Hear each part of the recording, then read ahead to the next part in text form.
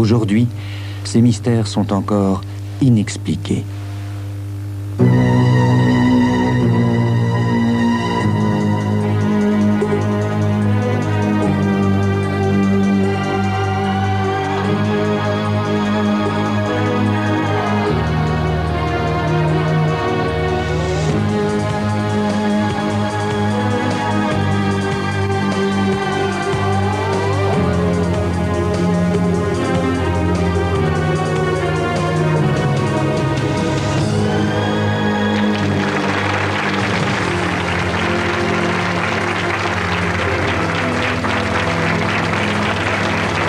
Bonsoir, bonsoir et bienvenue à vous tous qui nous rejoignez pour ce nouveau numéro de Mystère avec bien sûr ce soir encore des histoires extraordinaires, des histoires hallucinantes, mais je le répète car il faut le répéter, des histoires qui ne sont pas des hallucinations, des histoires vraies, des faits véridiques vérifiés.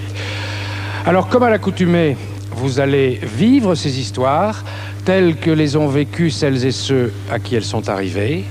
Et puis ensuite, eh bien, on essaiera ensemble, avec quelques spécialistes, des invités, de voir un peu plus clair. On essaiera d'ouvrir des pistes pour une meilleure compréhension de ce qui reste de toute façon inexplicable. Inexplicable en tout cas au regard des lois scientifiques connues et qui parfois même remettent en cause certaines de ces lois scientifiques connues. Voilà, au programme donc ce soir de Mystère. 2 mois d'enfer dans une maison normande. Les meubles se déplacent, des coups violents sortent des murs. Plus de 15 personnes constatent ces phénomènes. Grâce à la prédiction d'un voyant, Joël Paul a peut-être eu la vie sauve. Qui sont ces médiums? Que voient-ils? D'où leur viennent ces étranges facultés? Le monstre du Loch Ness. Canular ou mystère? Toujours est-il que les résultats de la dernière expédition attestent de la présence de quelque chose au fond du lac. Clausel, près de Vichy. Que signifient ces écritures indéchiffrables et ces objets vieux de plus de 15 000 ans qui n'ont toujours pas révélé le mystère de leurs origines? Et enfin à Vos, dans l'Allier, tout le monde connaît la légende du fantôme de Lucie. Toujours est-il que la forme qui hante le château a pu être photographiée. J'imagine que vous n'avez sans doute jamais rencontré dans votre vie ce que l'on appelle des poltergeists. Poltergeist est un mot allemand qui signifie littéralement « esprit frappeur ». Et vous allez le voir, ces poltergeists, même s'ils sont rares, frappent parfois très très fort. C'est ce qui s'est passé dans cette maison en Normandie au début des années 80. C'est ici, à quelques kilomètres de Lisieux, en Normandie, que se sont déroulés il y a 10 ans des événements très étranges. Ici, dans cette maison presque neuve, où monsieur et madame Dupré menaient une vie tranquille et calme.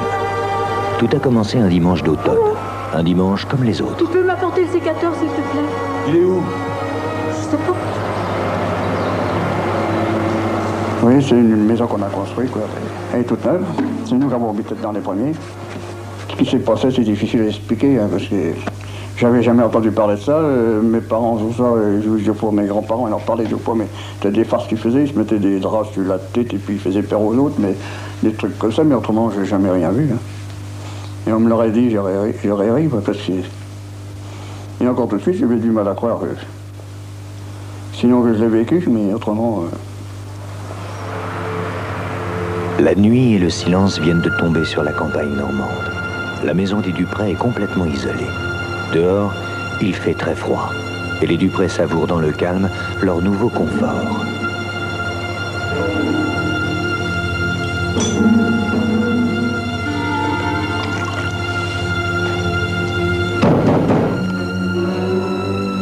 Monsieur et madame Dupré sont surpris. Qu'est-ce que c'est? Ils n'attendent personne ce soir.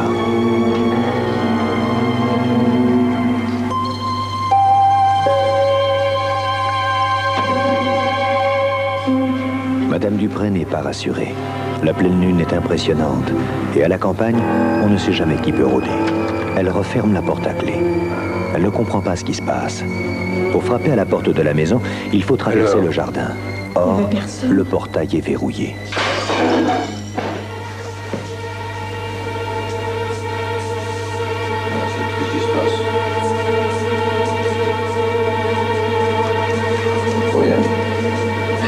c'est? Je comprends pas. On entendait des bruits de vaisselle. On croyait tout d'abord qu'il y avait des gens, mais en fait, il n'y avait personne.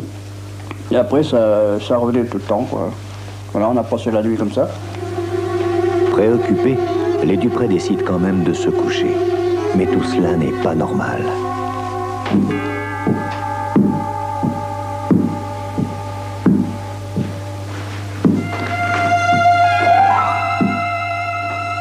Ce bruit de pas vient du grenier. Il y a donc quelqu'un dans la maison.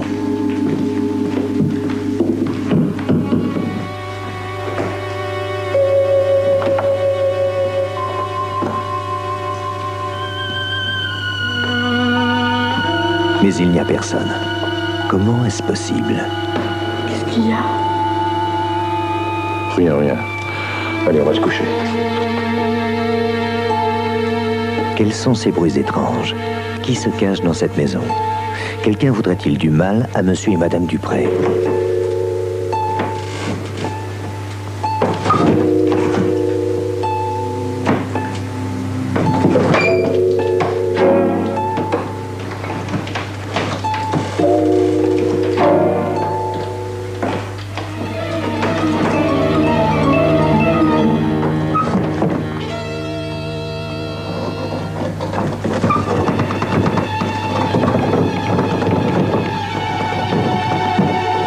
Est-ce un cauchemar?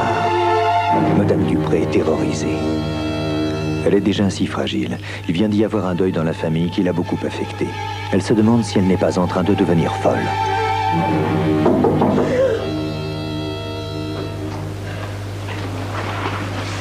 Qu'est-ce que tu as? Qu'est-ce qui t'arrive? Qu'est-ce qui s'est passé? Quand je suis arrivée, ma belle-sœur était complètement effondrée, et elle pleurait d'ailleurs. Je leur ai dit, mais non, vous vous faites des idées, tout ça, ça n'existe pas, et il ne peut pas se passer des bruits comme ça, c'est absolument impossible. Alors ma belle-sœur m'a dit, bah, écoutez, asseyez-vous. Je dis, oui, je vais rester un petit moment avec vous, jusqu'à ce soir, c'est pas un problème, j'ai le temps. Alors je suis restée là-bas, et puis au bout d'un petit moment, peut-être 10 minutes, un quart d'heure, j'ai commencé à entendre des bruits. Alors des bruits de déflagration, comme si on envoyait des cailloux dans un carreau, par exemple. Et puis alors, ce qui est terrifiant, c'est d'entendre et de voir toutes ces choses-là, mais sans pouvoir voir d'où ça vient. Pour se rassurer, monsieur et madame Dupré ont demandé à leurs frères et sœurs de venir dîner le soir même. Seront-ils témoins, eux aussi, des phénomènes étranges qui semblent envahir la maison? Quelque part, ça commençait par faire des cas. Oui, mais c'était un cas. En plus, c'était beaucoup de cas contraires. Mais non. Oh là, qu'est-ce que c'est?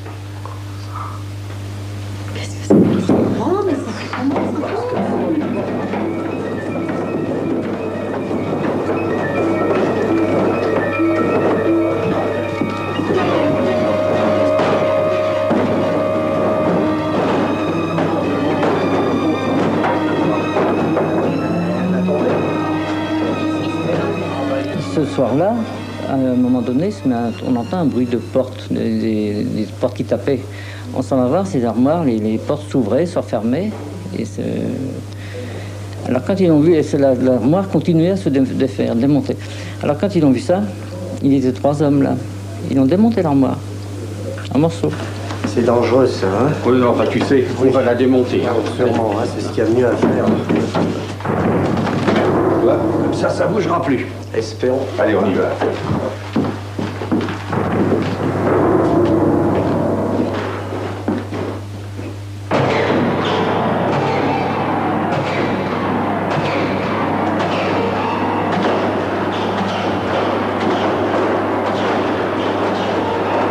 Et on y est arrivé, on voyait les planches se soulever, ils tapaient ensemble, pieds soulevés. Et alors là, bon, bah, ça c'était... Elle a fermé la porte de la chambre, elle dit ça c'est... Il faut plus dans cette pièce-là parce que vraiment on avait peur, on se demandait ce qui se passait. Hein. Et c'est pour ça qu'après on a fait venir un peu de la famille pour faire voir quand même que ces bruits-là on les inventait pas. Je dis qu'on était là en bas.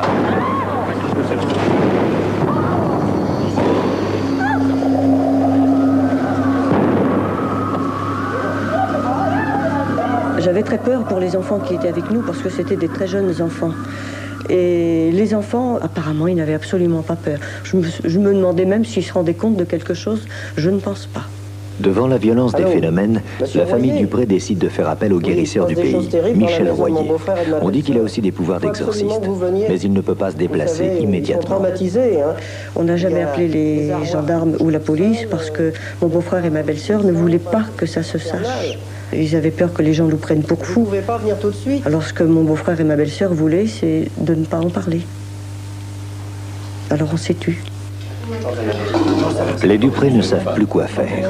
En vain, ils essaient de parler d'autre chose, de faire comme si tout était normal. Écoutez, qu'est-ce que c'est que ça?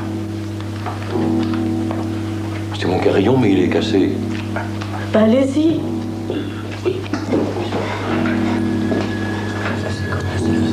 Au grenier, il y a bien une horloge, mais elle n'a plus de mécanisme. Alors, d'où vient ce bruit?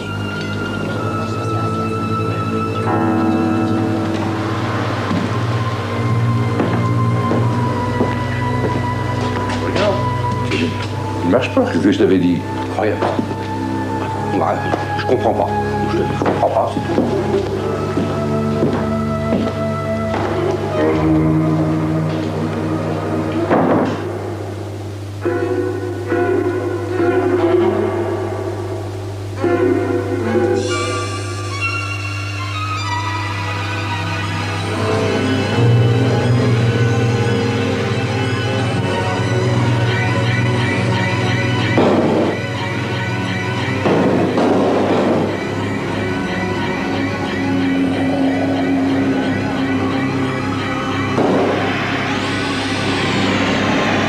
Les pommes qui passaient qui venaient du grenier et qui passaient à travers la porte, ça faisait un trou noir, puis ils retournaient dans la salle de l'autre côté. Alors à la saison que ça se passait, il n'y avait presque plus de pommes. On savait ce qu'il y avait en haut, on savait ce qu'il y avait en bas, et puis tout y descendait, et puis il n'y en avait plus en haut. On les remontait en haut, ils redescendaient en bas. C'est très traumatisant. Puis alors nous, notre problème, c'était surtout de ne pas en parler, parce que on s'est dit, les gens vont dire, ils sont fous. Dans la famille, ils sont fous. Il n'y a pas d'autre solution. On peut pas croire, on peut pas faire croire à quelqu'un qu'il passe une pomme à travers la porte et puis que ça fait pas de trou. Il dit, ils sont pas bien, c'est...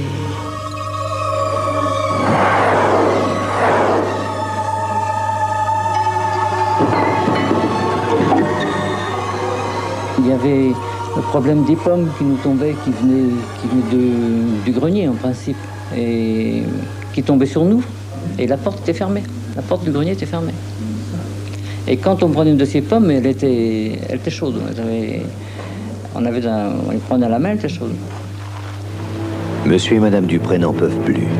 Ils ont peur. Ils n'arrivent plus à dormir. En désespoir de cause, ils décident de quitter la maison provisoirement et d'aller chez une de leurs sœurs.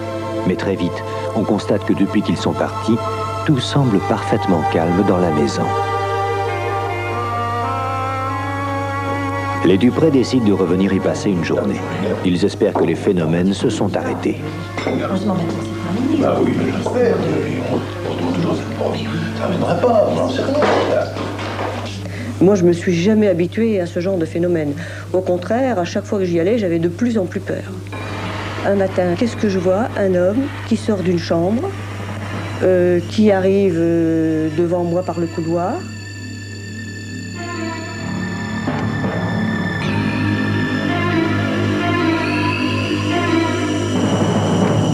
J'ai eu très peur, mais très très peur. Hein, et je me suis dit, donc, ce qu'on raconte, c'est peut-être vrai. Je n'ai jamais pu voir qui c'était. Et la seule chose qu'il y avait depuis le début du couloir, c'était la boucle de son ceinturon, mais qui brillait comme un cuivre que vous venez d'astiquer, si vous voulez. Et ça qui s'approchait, c'est surtout ça qui était très très lumineux. Au moment où il a mis la main sur la clenche de la salle, il a disparu d'un seul coup. Ça me bouleverse, j'y comprends rien. C'est la première fois que je vois ça, alors que je n'y croyais pas et je trouve pas d'explication. Quelle est la raison de l'enfer qu'est en train de vivre cette famille? Ces manifestations se produisent-elles vraiment? Est-ce une hallucination collective? Certains psychiatres pensent que c'est la douleur du deuil qu'ils viennent de subir qui s'exprime ainsi. Nous sommes devant des esprits normaux et sains. Comment des esprits sains peuvent effectivement fabriquer de telles images si elles les ont fabriquées?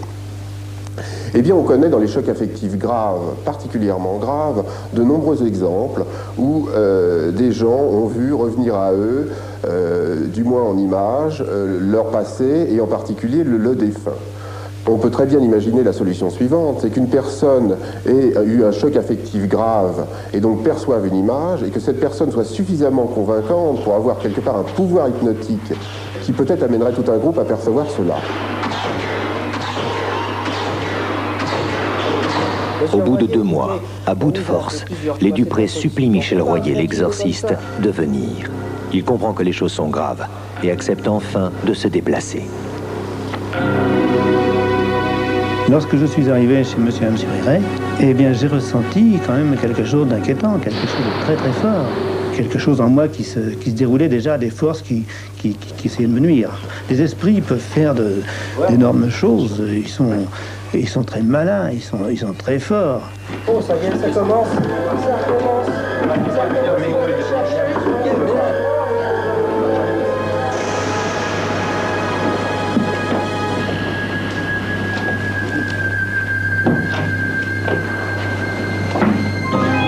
Voilà, alors quand on s'allonge dessus, ça bouge et ça se lève. Puisqu'il est ainsi, je vais essayer. Bah oui, voilà, ça y est. Bon, bien sûr, je me suis allongé sur le lit. Et de là, je me suis rendu compte, dans le matelas, il se passait quelque chose.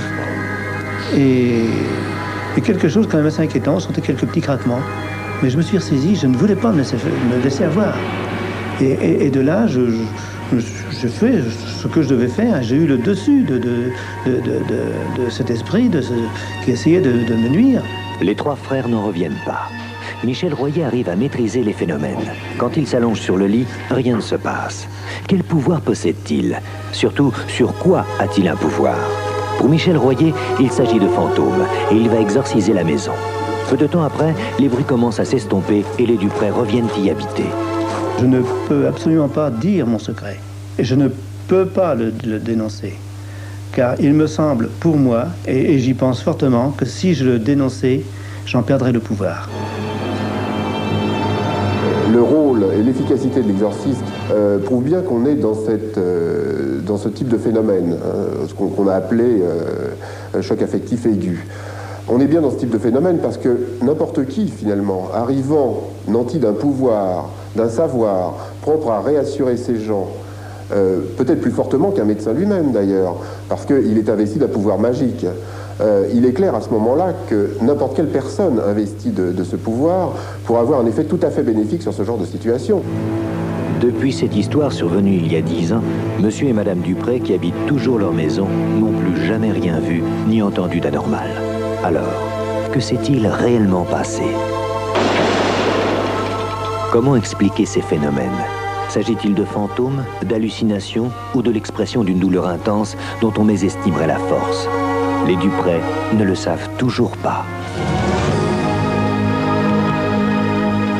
Comme je le disais au début de ce numéro de Mystère, après les films, on essaye d'ouvrir des pistes, on essaye d'y voir plus clair, c'est pas facile.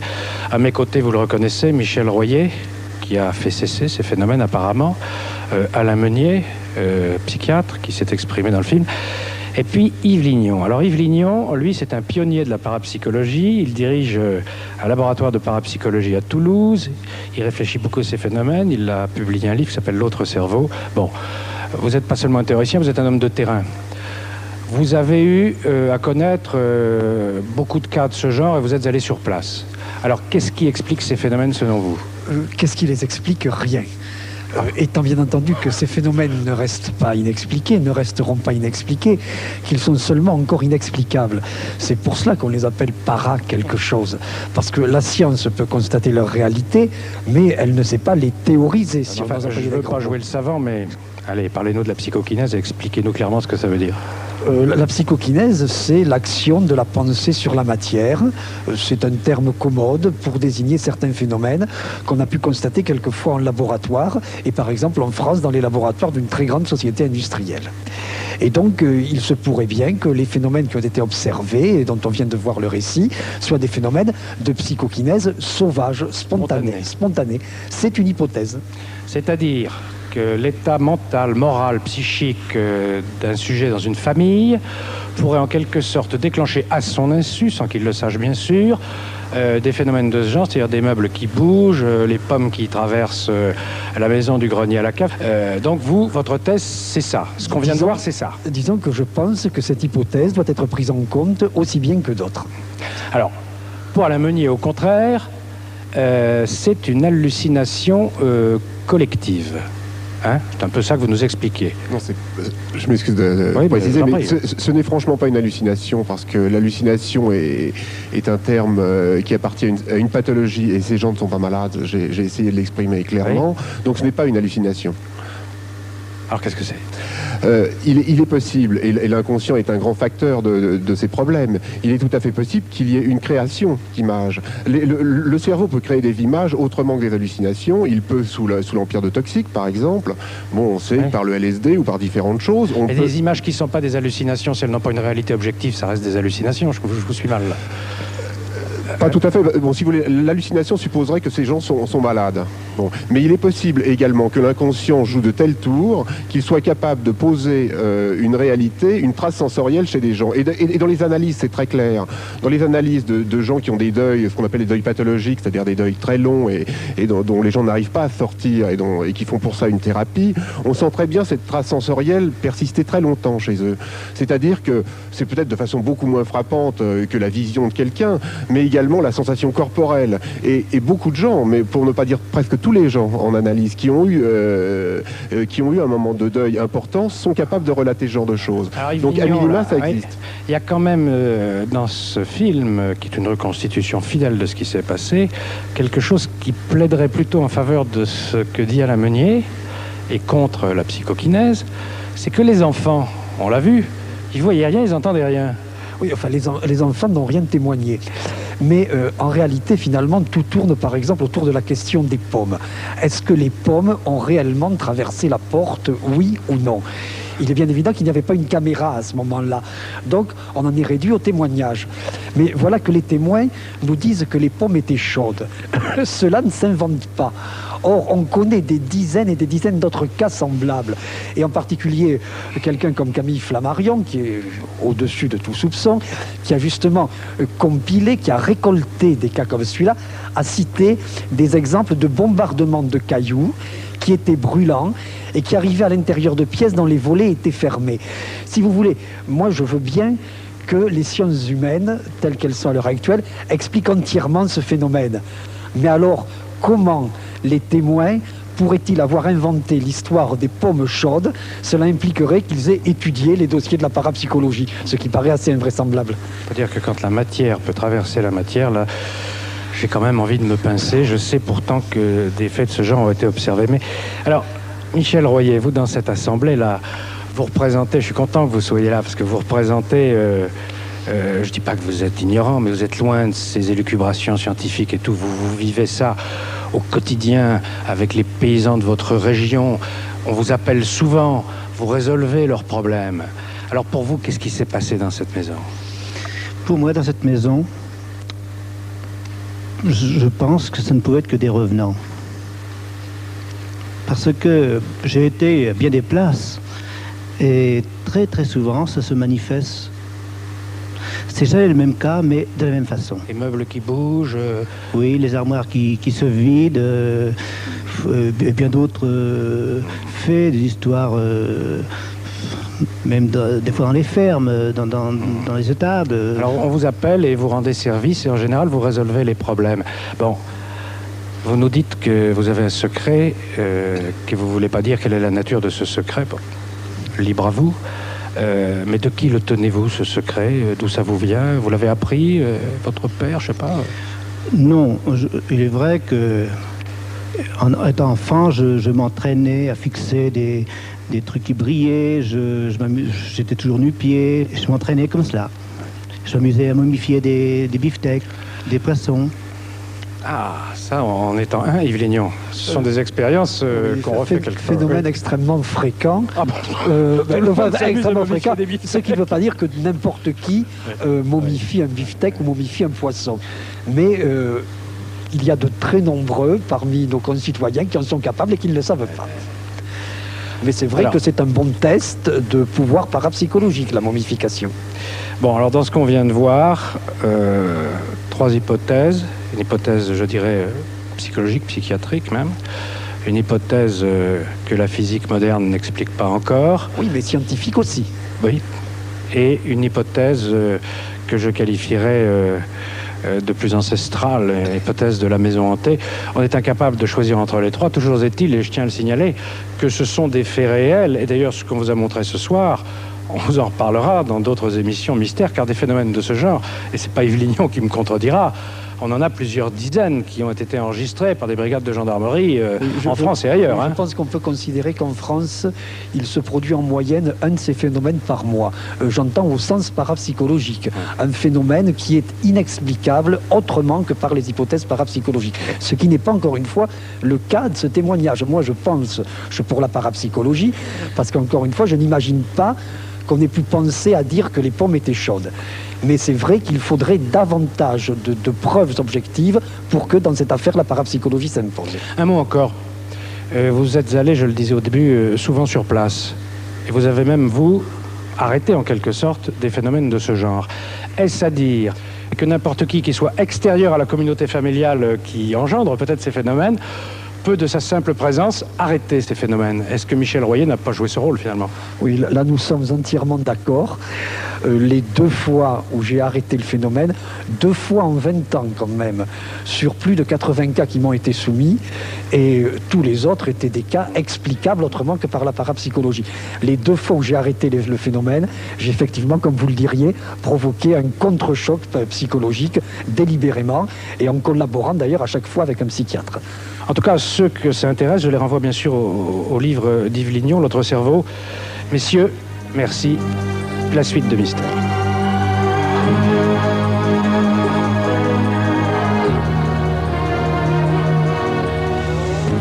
On estime qu'ils sont à peu près 50 000 en France à faire profession de ce que l'on appelle le paranormal. Il s'agit des mages, des gourous, des magiciens, des sorciers, des médiums de toutes sortes. Ils réalisent un chiffre d'affaires de l'ordre de 7 milliards de francs. Alors parmi eux, bien sûr, il y a beaucoup de charlatans, beaucoup d'escrocs même. Mais il y a aussi, même s'ils sont rares, des gens honnêtes, des gens sérieux et qui possèdent des qualités véritables, des facultés extraordinaires. C'est grâce à l'un d'entre eux, un voyant nommé Georges de Bellerive, installé à Lyon, que nous pouvons vous raconter l'histoire que voici. De Nostradamus aux chamans africains, des prophéties bibliques aux prédictions astrologiques, l'homme a toujours cherché à connaître l'avenir. L'histoire de l'humanité est parsemée de troublantes prémonitions. À travers les âges, la voyance reste un mystère qui bouleverse notre conception de l'espace et du temps.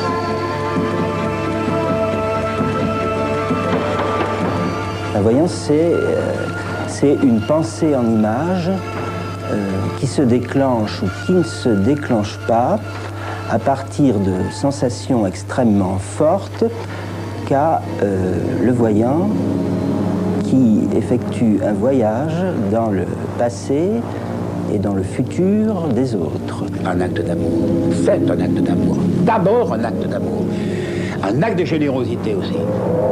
C'est à Lyon que Georges de Bellerive exerce la voyance. Ce jour-là, il recevait 2 étudiantes. Regardez-moi.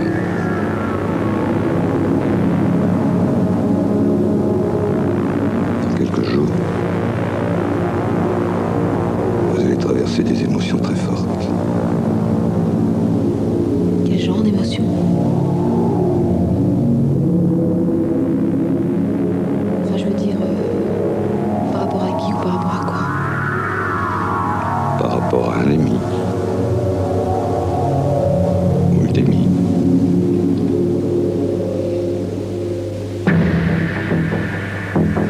Et pour Sophie, vous voyez quelque chose?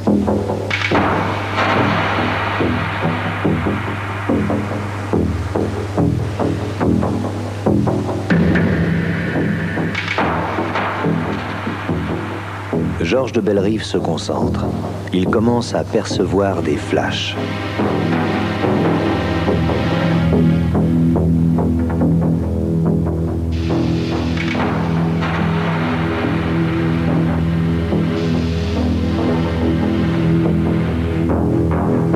images défilent comme un film derrière ses paupières closes. Mais elles sont de plus en plus floues. Et peu à peu, il ne voit que du blanc.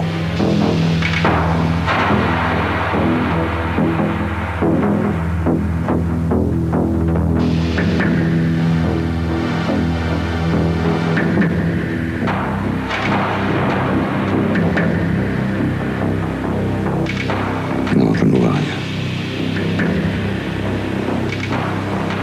Je suis désolé. Il arrive qu'on me demande, quand je vois rien, comment ça se passe. Il n'y a plus de film. C'est le vide.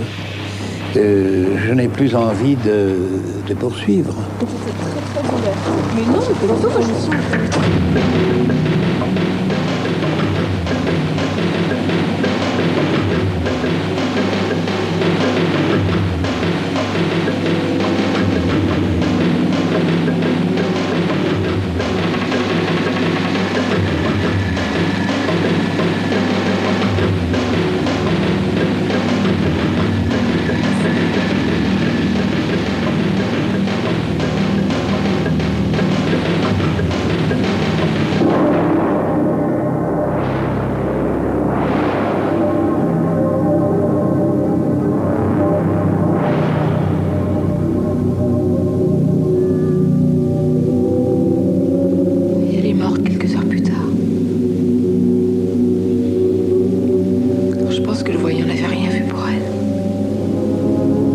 De cela,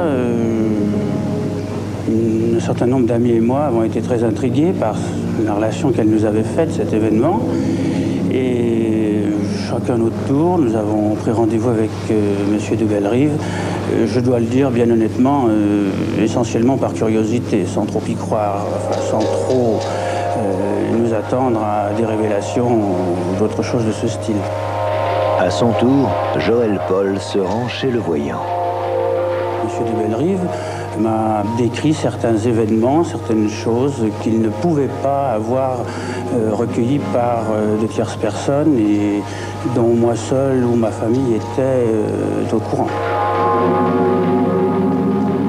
Vers la fin de la consultation, le voyant a soudain un flash.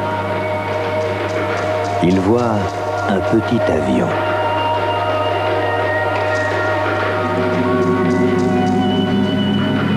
Il a le sentiment angoissant d'un danger imminent.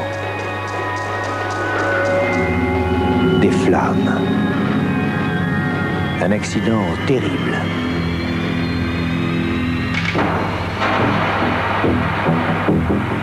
Et surtout, pendant 3 ans, vous ne prenez aucun avion privé. J'ai été beaucoup plus interpellé par ce qu'il m'avait dit avant, pendant l'entretien, plutôt que par cette mise en garde, que j'avoue avoir bien pris comme étant peut-être une boutade ou une formule tout à fait vague et sans aucune incidence, sans aucune importance. 2 ans après, loin de se soucier de l'avertissement de Georges de Bellerive, Joël Paul part pour la Bolivie.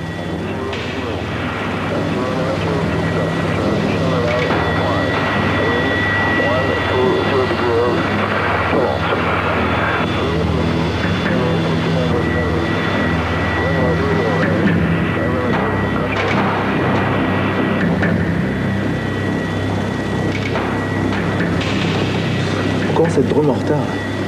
Heureusement que la compagnie a frété un avion privé, sinon on ne serait pas parti. Un avion privé? Moi je croyais que c'était... Joël est saisi d'une angoisse.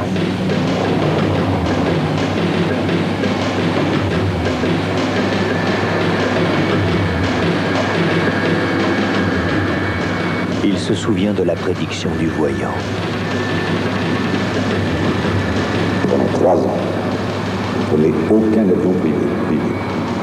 Et soudain, c'est la catastrophe. Le cockpit explose.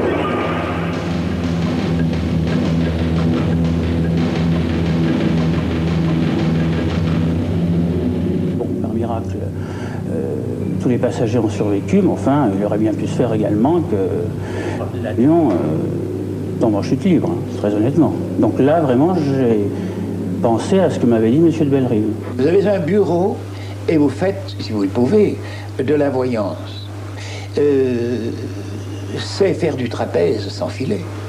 Qu'est-ce que le public attend que vous plantiez, pour la plupart? Vous cassiez la figure. C'est donc, j'en suis conscient. Malgré cet accident, Joël est parti en Bolivie, mais cette fois sur un avion de ligne. Un soir dans un restaurant, il rencontre un couple de touristes français. Il lui propose une excursion dans la forêt amazonienne. Pour y aller, il faut prendre un avion privé. Si on n'était pas sûr. Excuse-moi, je ne sens pas. Là, tu veux pas le faire? Ça me... Faites comme vous voulez. On peut le faire. Vous ne prenez aucun avion privé. Il se sent un peu ridicule d'avoir refusé. Depuis son enfance, il rêve d'aller dans la jungle. Vous ne prenez aucun avion privé. Je ne voulais pas trop croire en ce que m'avait dit M. de Bellerive. Néanmoins, je me disais, bon, pourquoi tenter le diable? Les deux jeunes touristes abandonnant Joël en Bolivie décident de faire l'excursion sans lui.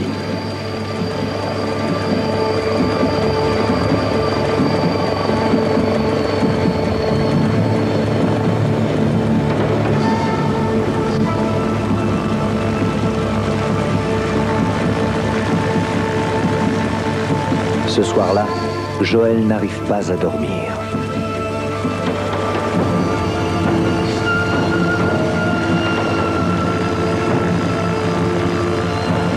Il pense à ce jeune couple si sympathique. Il pense au terrible avertissement du voyant. Mais peut-être s'est-il trompé.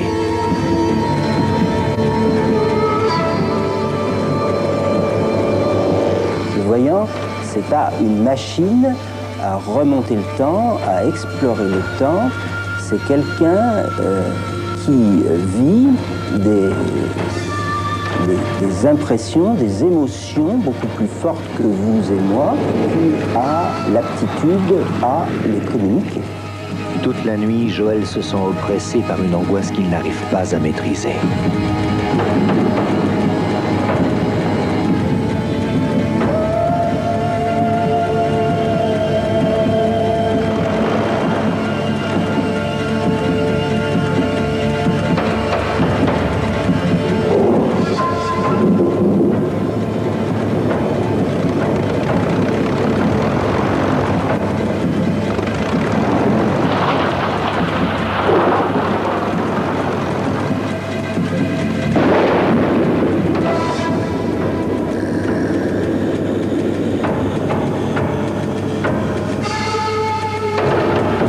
Petit matin, Joël apprend la terrible nouvelle.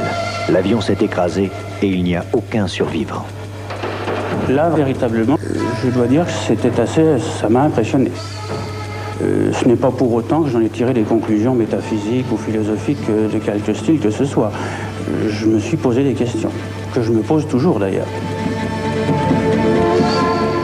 Georges de Bellerive est crédible en tant que voyant. Il est crédible dans la mesure où il est un être faillible, avec plein de faiblesses, c'est-à-dire quelqu'un qui vit des émotions très fortes, qui est capable d'incorporer la personnalité des autres, voyager dans le temps des autres.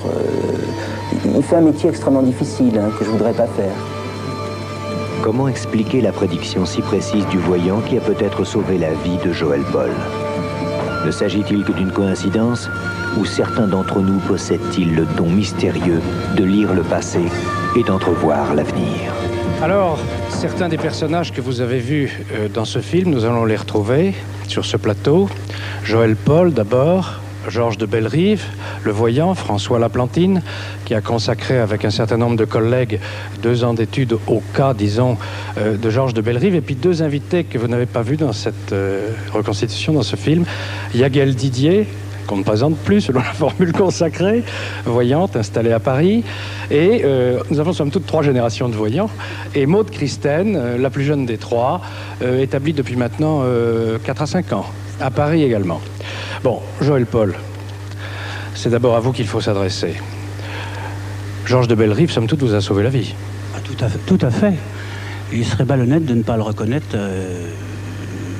ne pas le reconnaître du tout. C'est la réalité. S'il ne m'avait pas sauvé la vie, je ne serais pas là ce soir pour témoigner. Vous ne seriez pas là ce soir. Vous en êtes intimement convaincu maintenant? Je suis très très convaincu. Alors, vous dire que j'en suis certain, il y a peut-être une part de hasard, ça c'est possible. Mais malgré tout, je dois bien dire que quand j'ai refusé de monter dans l'avion, de prendre cet avion privé qui devait partir en Amazonie, c'est essentiellement à la pensée de Monsieur de Bellerive, enfin plus exactement à ses précognitions que j'ai pensé. Alors, s'il vous a sauvé la vie, est-ce qu'il a également, en la sauvant, changé votre vie? C'est-à-dire, depuis cette prédiction, est-ce que vous vivez différemment? Est-ce que vous le revoyez d'abord? Je ne l'avais pas revu depuis 1976. J'avoue que après ces accidents, puisque j'en ai eu plusieurs au cours de ce voyage, je suis beaucoup plus interpellé par la voyance. Et par, vous consultez d'autres voyants si vous n'avez pas vu Georges de Bellerive? Non, je vais même vous dire très honnêtement, j'en ai eu peur. Car j'ai véritablement vécu, si j'ose dire, le futur dans l'immédiat. Et peut-être est-ce une attitude de lâcheté, peut-être est-ce une attitude encore d'un trop grand scepticisme, mais j'avoue que plus le temps passe, plus je regarde cette science qu'est la voyance de près, sans faire de jeu de mots, je me pose beaucoup de questions. Georges de Bellerive, vous qui avez sauvé la vie à Joël Paul en quelque sorte. Hein? Je ne peux pas le croire. Ouais. Pourquoi vous ne pouvez pas le croire? Vous ne croyez pas à votre art? Non, mais je pense quand même que le divin y pourvoit. Je ne pense pas que ma modeste personne puisse intervenir. Vous êtes croyant? Oui, oui, je suis croyant, oui. Dans l'exercice. Et quelquefois pratiquant. Et je crois pratiquer une forme de fraternité, une forme de, comment dirais-je, de courant, de sympathie, voyez-vous, qui est donc bien autre chose que la démarche, je dirais, habituelle. Voyez-vous, voilà, moi, j'ai le sentiment presque, ça paraît idiot, mais j'ai le sentiment presque d'être là pour échanger, pour un accueil, pour me faire aimer. Et j'aime aimer, voyez. Il arrive que vous ne voyez rien. Ah ben ça, on l'a vu dans le malheureusement, film, ça m'arrive assez fréquemment. Et comment vous l'expliquez? Ah ben ça, je ne sais pas. Je ne peux pas démonter la mécanique. Je ne suis pas technicien. Mais la voyance est un phénomène intermittent. Enfin, il suffit pas de nous mettre une pièce de 100 sous. Enfin, quand même. Non, c'est autre chose. Yael Didier, ça marche mieux quand c'est des voyances spontanées ou quand c'est à la commande? Ça dépend, parce que quand vous avez un rendez-vous avec quelqu'un, c'est évident que c'est à la commande. Mais je crois que, puisque la personne a rendez-vous, mais en ce qui me concerne, je sais que je renvoie énormément de monde, une personne sur 4 ou 5, ce qui est quand même beaucoup. Parce que là aussi, ça dépend. Parce que, vous savez, je dis, la voyance, c'est aussi l'empathie, c'est-à-dire c'est la rencontre avec l'autre. Puis il y a des moments, la personne qui est devant vous est tellement dans un état, entre autres, de stress, vous ne pouvez pas voir. Je veux dire, il faut qu'il y ait cette espèce de fusion. S'il n'y a pas fusion, s'il n'y a pas harmonie, c'est comme l'amour. C'est parce que je dis toujours que la voyance est une histoire d'amour. On ne peut pas voir. Et puis ça ne se force pas. Et c'est vrai que dès qu'on force une voyance, on se trompe. Je veux dire, vous avez la personne devant vous qui veut savoir, qui veut entendre certaines choses, et là, c'est fini. C'est vrai que c'est très spontané. Donc, il y a une espèce de hiatus, parce que la personne est là, elle a pris rendez-vous, elle vous attend depuis un certain temps, et puis tout d'un coup, rien ne se passe. Je crois qu'il faut avoir le courage de dire « Non, je ne vois pas, revenez ». Et très souvent, je pense que ça... Et les gens reviennent, et ça passe très bien. Christine, de dire « Je vois rien, revenez plus tard ». Autant, oui, à peu près dans les mêmes proportions. C'est-à-dire 3 fois sur 5? Ça dépend. J'ai pas fait comme vous. Je peux pas véritablement dire 1 sur 5 ou 1 sur 15 ou 1 sur 20. Il y a des périodes où il y a une journée entière où il y aura 3 rendez-vous, il n'y en aura pas un de bon. Voilà. Yael Didier, ça vous est venu quand et comment? Moi, assez tard, suite à une rencontre que j'ai eue avec une astrologue à l'âge de 24 ans, qui, en faisant mon thème, a vu que j'avais un don. Et quand elle me l'a annoncé, je l'ai vraiment pris pour une folle. Et pour moi, c'était vraiment... Vous n'en étiez jamais aperçu? C'est-à-dire non, parce que j'étais pas élevée dans un milieu où on parlait de voyance. Vous savez, il y a quand même tout un milieu, il y a toute une éducation. Et comme j'ai eu une éducation assez chrétienne et assez sévère, je dois dire que la voyance, c'est vraiment très... ça sent le soufre. Et Et quand elle m'a dit ça, bon, je dois dire que ça m'a pas non plus effrayée. Elle m'a donné cette boule de cristal et j'ai eu vraiment des images. C'est quoi votre première voyance? Vous avez vu quoi? Oui, dans cette fameuse boule de cristal que cet astrologue possédait, parce qu'elle a été fascinée par le phénomène de voyance, elle me l'a mise dans la main et j'ai vu comme je vous vois. C'est-à-dire c'était un film qui s'est déroulé devant mes yeux, mais très comme la télévision, je veux dire aussi clairement.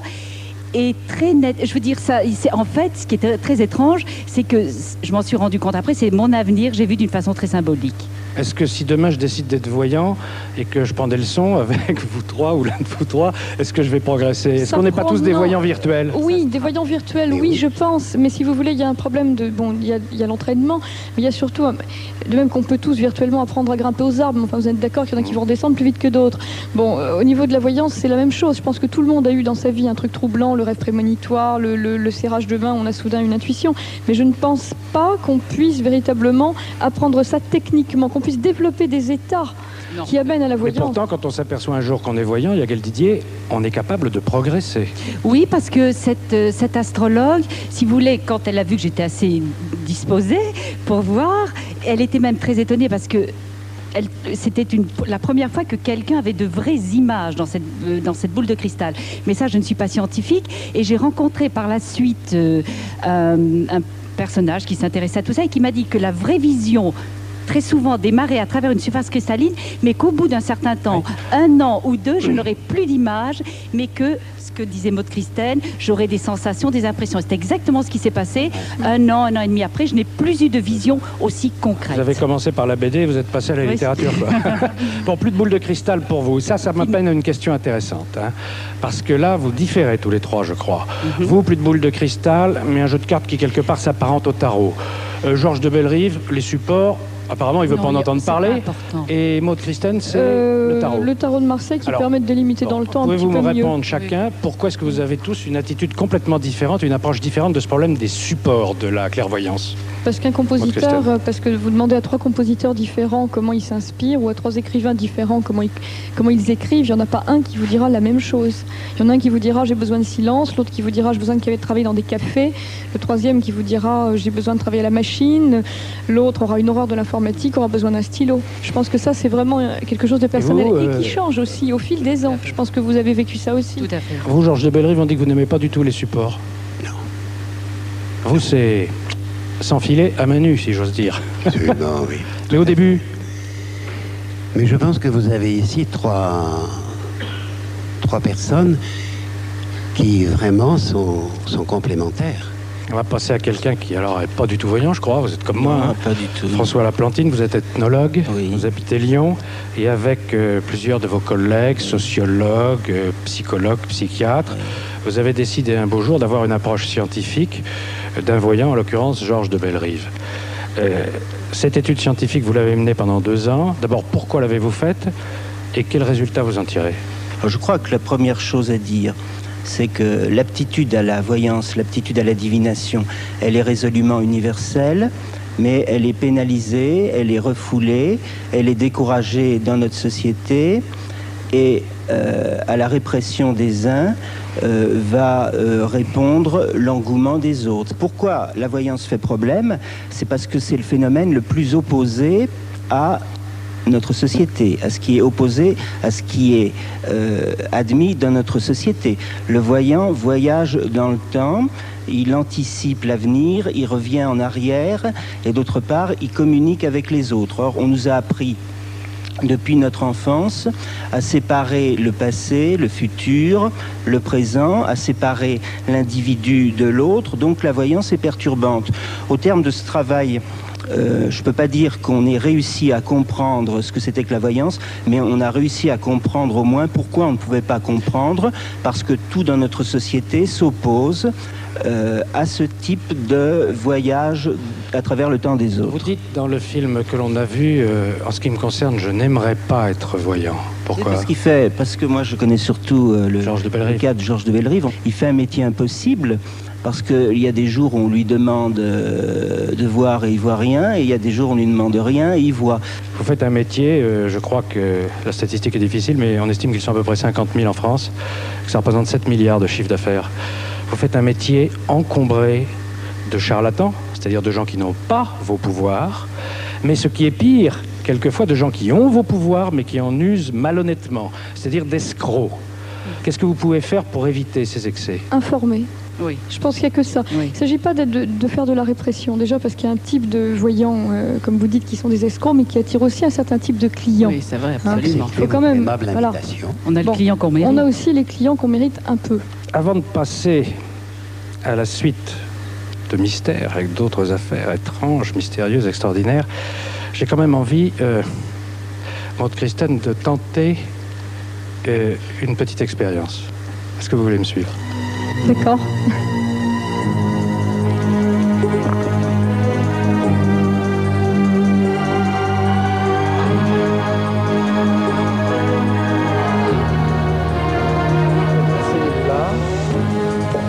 Alors, Maude Christen, je vais vous présenter quelques objets et on va voir si vous arrivez à lire en eux. On va essayer. À les faire parler. C'est des conditions qui ne sont pas évidentes, mais on va essayer. Non, mais c'est courageux à vous d'essayer. Alors, tenez, en premier, voici ceci. Et la sensation que j'ai, la première sensation que j'ai, un sentiment de... Alors, encore un sentiment de danger, mais qui, pour moi, est quelque chose de beaucoup plus viscéral, de beaucoup plus... Il y a de l'oppression, il y a de la souffrance là-dedans. Mais là, il y a une oppression qui est énorme, énorme. Il y a une tension, une oppression énorme. Il y a des pleurs dans cet objet. Il y a des gens qui ont pleuré là. Si vous voulez, j'ai quelque chose de beaucoup moins délié, de plus précis, enfin me semble-t-il, de plus pesant. C'est lourd, c'est quelque chose de lourd. Il y a une masse de souffrance, de dureté, j'ai l'idée de quelque chose de désertique et de long, si vous voulez. Géographiquement? Oui. Et géographiquement, vous pourriez le situer? Pays froid. Ça pleut, c'est moche. Pays triste. Pays triste.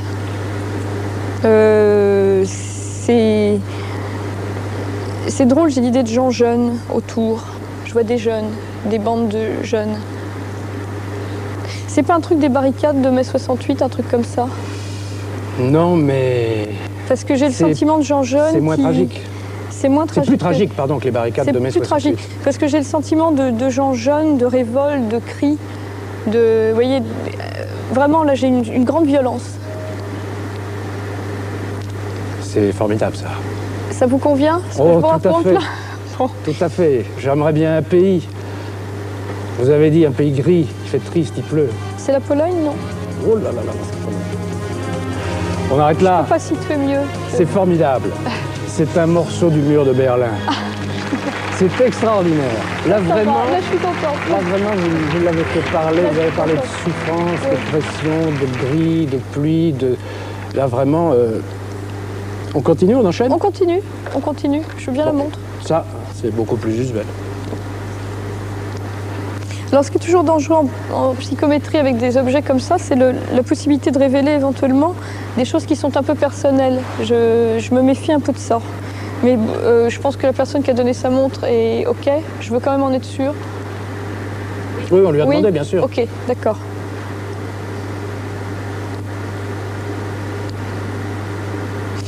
C'est un objet qui est très chargé affectivement. Ça a été donné par quelqu'un qui l'a aimé ou ça a vécu une période affective importante de la vie de cette personne. C'est marqué affectivement par des sentiments, et par des sentiments profonds et tendres. Ça remonte à longtemps, alors? Oui, ça peut. Ça peut. C'est un objet qui, pour moi, tourne vraiment autour de l'amour. Je suppose que la personne qui a porté ça a dû étudier ou lire des heures avec. Parce que j'ai le sentiment de quelque chose qui a été immobile très longtemps, si vous voulez. J'ai des images de livres, de bibliothèques. Je fais fausse route, non? Non, pas du tout. Non, parce que j'ai l'idée d'images de bibliothèques. Je pense que c'est quelque chose qui a une grande valeur pour la personne qui la possède. Sur le plan affectif, en tout cas, c'est à peu près certain. Tout à fait. Pour moi, c'est pas une personne... Alors c'est drôle parce que je vois une personne jeune et une personne vieille. C'est extraordinaire. Je vois une personne âgée, une personne jeune. La personne jeune est quelqu'un qui a une grande sensibilité. C'est quelqu'un qui a une grande exigence, qui est subtil, qui a du caractère, qui a peut-être pas toujours un très bon caractère. Mais c'est lié à une sensibilité qui est forte. C'est une âme assez passionnée, si vous voulez, qui porte ça. C'est quelqu'un qui est très attaché à ses racines et j'aurais tendance à penser que cet objet lui vient d'un parent, mais vraiment aimé. Quelqu'un qu'on a aimé, vraiment. On arrête là? On arrête là? Solution Alors là, des jeux quand même? Là, vous avez mis dans le mille, Maud Christelle. Cette montre est à moi. Ah! Oh, je suis désolée pour le mauvais caractère. Non, non, elle m'a été offerte, comme c'est la coutume dans les familles chrétiennes, catholiques, oui, à ma communion solennelle. D'où la personne jeune, d'accord. Elle m'a été offerte par mon père, que j'aimais beaucoup, qui est décédé. Que vous aimiez certainement beaucoup, oui, ça c'est sûr. Et cette montre, vous parliez de livres et d'études, ben, elle m'a accompagné dans toutes mes études secondaires. D'accord. Et après, elle a passé plus de 20 ans, 25 ans, au fond d'une boîte. Elle était complètement abîmée. Et elle était donc immobile? Elle était immobile. D'accord. Et c'est mon épouse qui l'a fait restaurer. Et qui vous l'a offert. Et qui me l'a offerte il y a de cela 2 ans. Double valeur affective, d'accord. Bon, bah là, je suis contente. Là, je suis contente. Bravo. Bravo.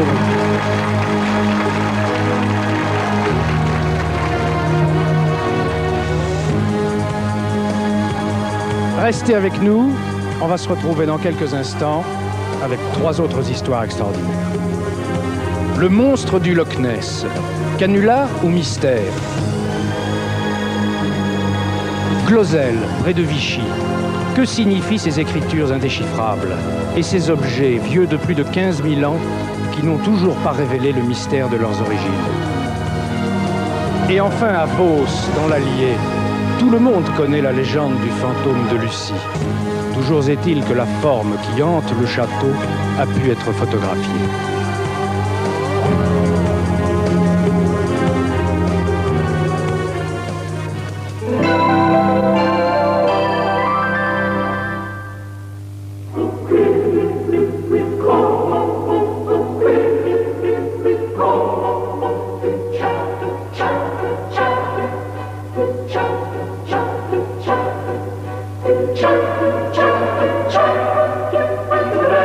Anaïs de Cacharel, le plus tendre des parfums.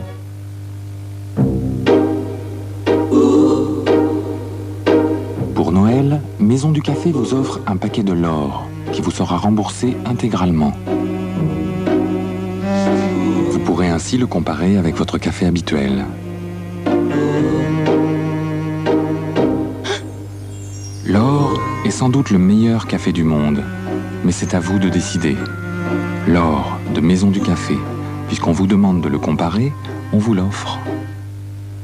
Les soyeux de Well, c'est doux comme la peau nue, mais c'est bien plus beau. Avec les soyeux de Well, la peau d'une femme est plus douce, plus souple, plus elle. Quand une femme porte des soyeux de Well, on a autant envie de regarder que de toucher. Les femmes s'aiment en Well, et ça les rend magnifiques.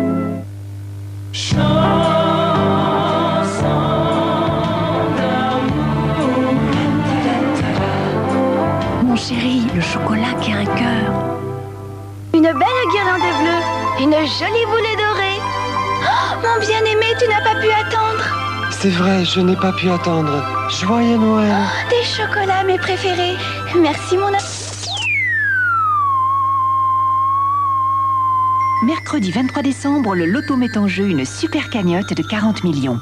Mercredi 23 décembre, 100% des gagnants auront tenté leur chance.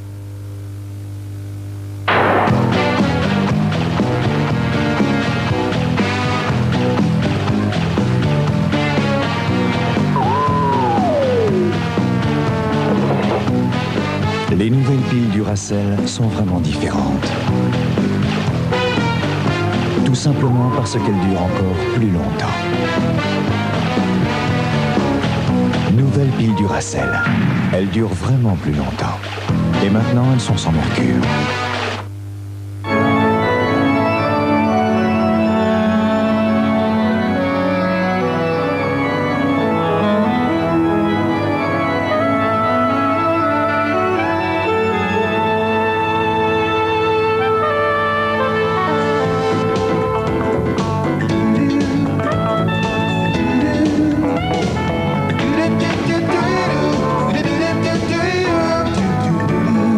passe comme ça chez McDonald's. J'ai découvert la perfection. L'Oréal Perfection, alliance parfaite du maquillage et du soin. Rouge sublime, hydratant, des heures durant. Mascara ultra longueur aux protéines, cils très longs, très fort. Teint luminissime au liposome. Une caresse et sur ma peau, l'éclat. Parfait. L'Oréal Perfection, la perfection du maquillage, le soin en plus.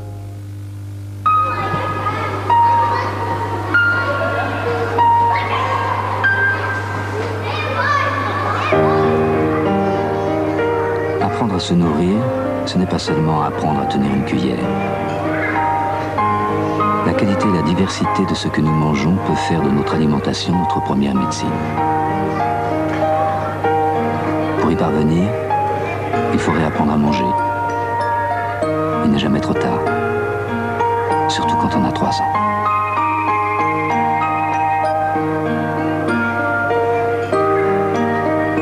Danone participe au nouveau programme d'éducation nutritionnelle dans les crèches et les écoles.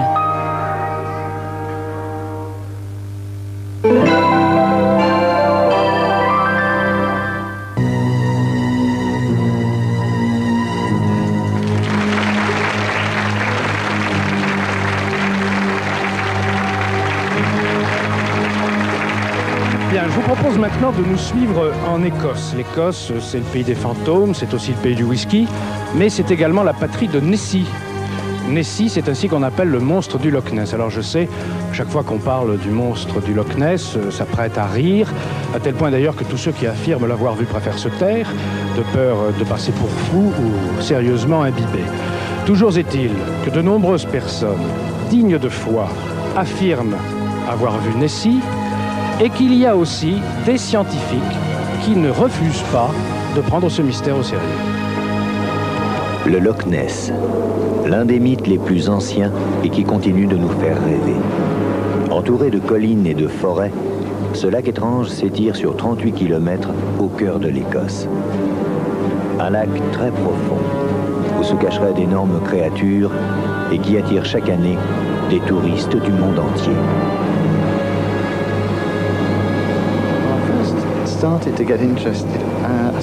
Je m'y suis intéressé dès mon enfance. J'aimais l'idée du monstre du Loch Ness. Et quand j'ai vu des photos sous-marines en 1975, j'ai acheté un livre. Et je me suis documenté. Je pensais que c'était soit la plus énorme farce de l'histoire humaine, soit la plus grande des merveilles. Et puis, j'ai étudié pendant des années et je suis allé visiter le Loch Ness en 1979.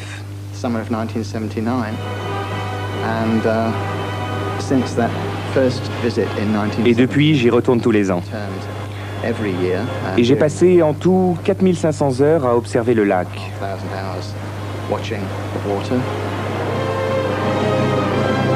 Lors d'une de ses excursions au château d'Urquhart, Alistair Boyd va faire une découverte troublante. Il aperçoit au bord de l'eau un saumon déchiqueté.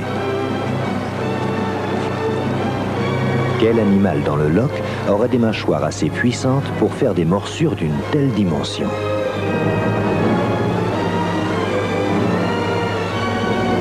Tout près du château, on a vu passer assez souvent des monstres, soit devant le château, soit tout le long de la rive qui va du château jusqu'au fond de la baie de Hackett. Dans ces environs, il y a peut-être des grottes immergées, bien sûr, peut-être simplement des recoins, on ne sait pas trop, où pourraient vivre une famille ou 2 familles de monstres, ou peut-être des monstres isolés. J'ai écrit plusieurs articles et je compte écrire un livre. Pour l'instant, ce ne sont que des notes. Mon intérêt principal, c'est de rencontrer des témoins oculaires. Car en étudiant la question, on s'aperçoit que les photographies sont souvent truquées. Par contre, en comparant les récits des témoins, on approche plus de la vérité. Un jour, Alistair a rendez-vous avec deux témoins qui ont vu le monstre de très près, Ian Dunn et Billy Kennedy.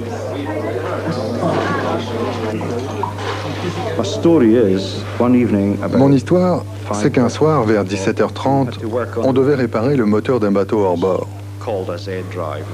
On l'a réparé et on l'a remis sur le bateau.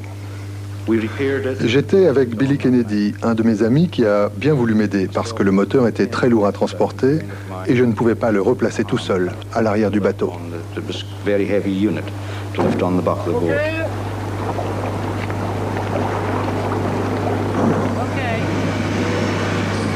Ian et Billy vont maintenant mettre le bateau à l'eau. Ils s'engagent sur le loch.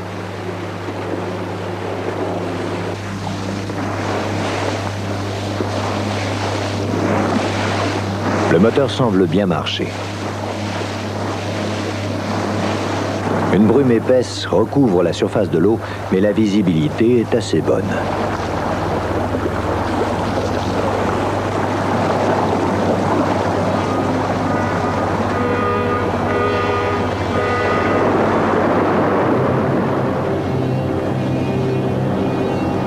Qu'ont-ils vu? Intrigué, Ian décide de se rapprocher. Je ne croyais pas à l'existence d'un monstre. Je suis de la région et j'ai remarqué qu'au début de la saison touristique, chaque année comme par hasard, il y a des témoins qui voient le monstre. Moi, je pensais que c'était pour attirer les touristes. Et puis, je ne connaissais personne d'ici qui ait vraiment vu le monstre. Alors, je n'y croyais pas.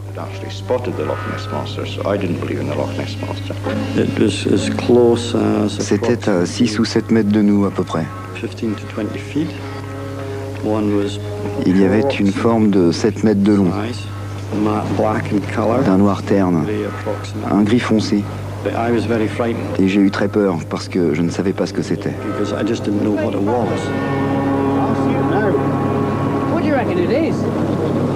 Certaines expéditions ont photographié une nageoire qui est possible et une tête qui est, ma foi, une tête de gargouille extraordinaire, avec ce qui est intéressant, les deux petites cornes.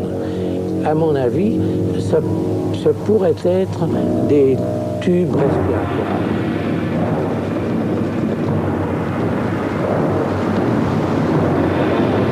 Ian et Billy sont fascinés. Ils ne sont qu'à quelques mètres d'une mystérieuse forme noire. Elle est gigantesque.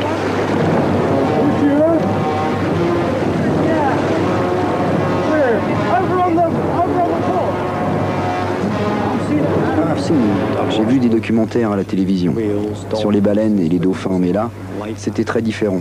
Ce n'était pas non plus un tronc d'arbre qui flottait. Je fais beaucoup de pêche et j'en ai vu des troncs d'arbres, et cette chose, je ne sais vraiment pas ce que c'était.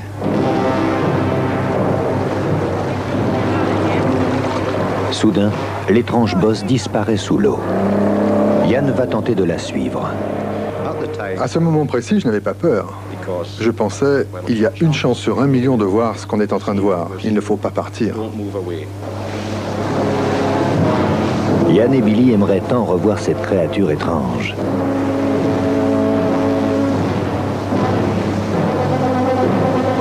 Ils scrutent en vain la surface de l'eau. Mais non, ils ne voient plus rien. La créature a disparu dans les fonds du loch. Plus aucune trace. Ils sont déçus. Ont-ils rêvé?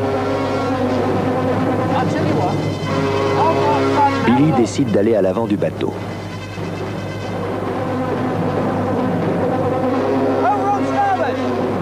Et puis soudain,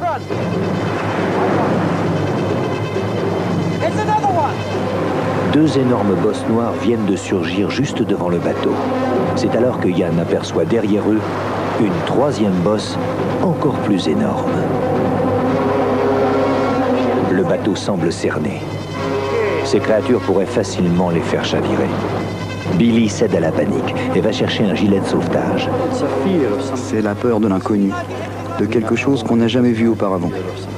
Je ne sais pas décrire ce genre de peur. On a peur parce qu'on a tellement entendu parler du monstre du Loch Ness. Il y a tellement de témoins qui l'ont décrit. Et puis moi en plus, je n'y croyais absolument pas. Et là, j'étais effrayé par cette chose que je ne connaissais pas. Je n'avais jamais rien vu de pareil. Soudain, une des créatures fonce droit sur le bateau.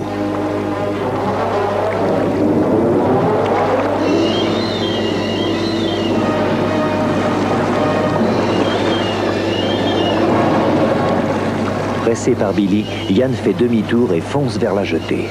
Le monstre les poursuivra sur une centaine de mètres.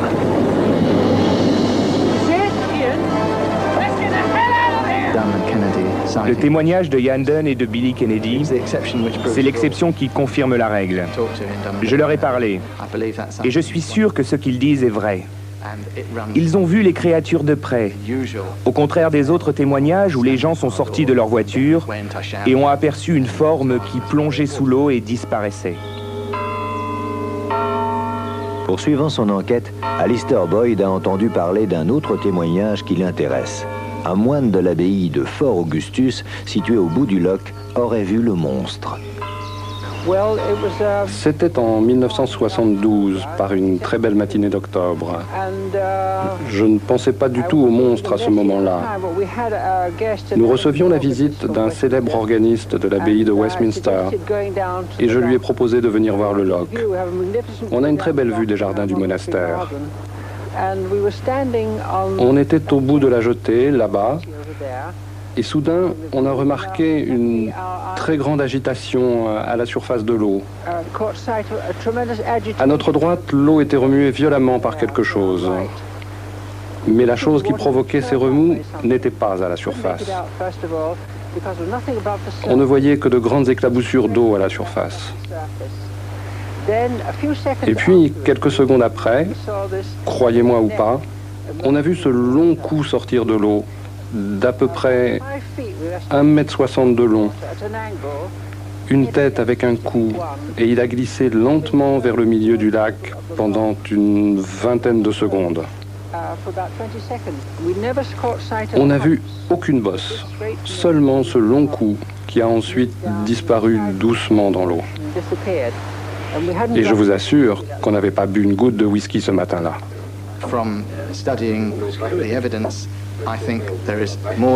Après avoir étudié les récits des témoins, je pense qu'il n'y a pas qu'un seul animal étrange dans le loch. Et certainement, la forme qui a été décrite depuis 1933 n'est pas impossible à imaginer.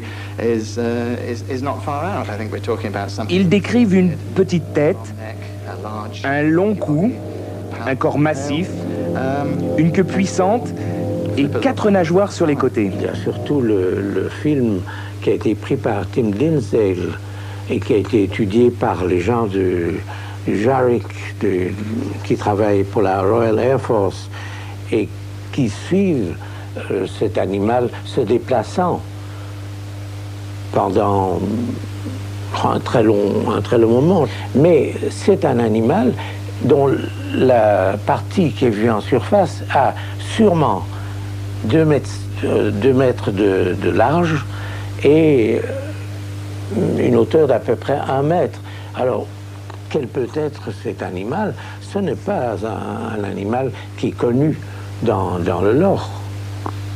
The furore of the 30s accompanied many hoaxed sequences of film and faked photographs. Depuis les années 30, les témoignages se sont multipliés. Amateurs et professionnels armés de caméras ont parfois saisi des images surprenantes. Certaines sont truquées, mais d'autres semblent authentiques. Apportent-elles enfin la preuve que des créatures d'une espèce inconnue évoluent dans les eaux sombres du loch? Pour les uns, il s'agit simplement d'ondes qu'auraient émises des monstres il y a des millions d'années, des ondes qui auraient été emmagasinées dans la roche, que la roche restituerait maintenant petit à petit. Pour d'autres personnes, il s'agit de manifestations sataniques. Vous savez que le lac a été exorcisé. Pour d'autres personnes, il s'agit de loutres ou de volatiles. Et pour d'autres personnes, bien sûr, Il s'agit d'animaux que l'on ne connaît pas encore, qui auraient certainement des origines dites préhistoriques. Depuis 50 ans, les scientifiques ont mené toutes sortes d'expéditions pour essayer de résoudre le mystère du Loch Ness.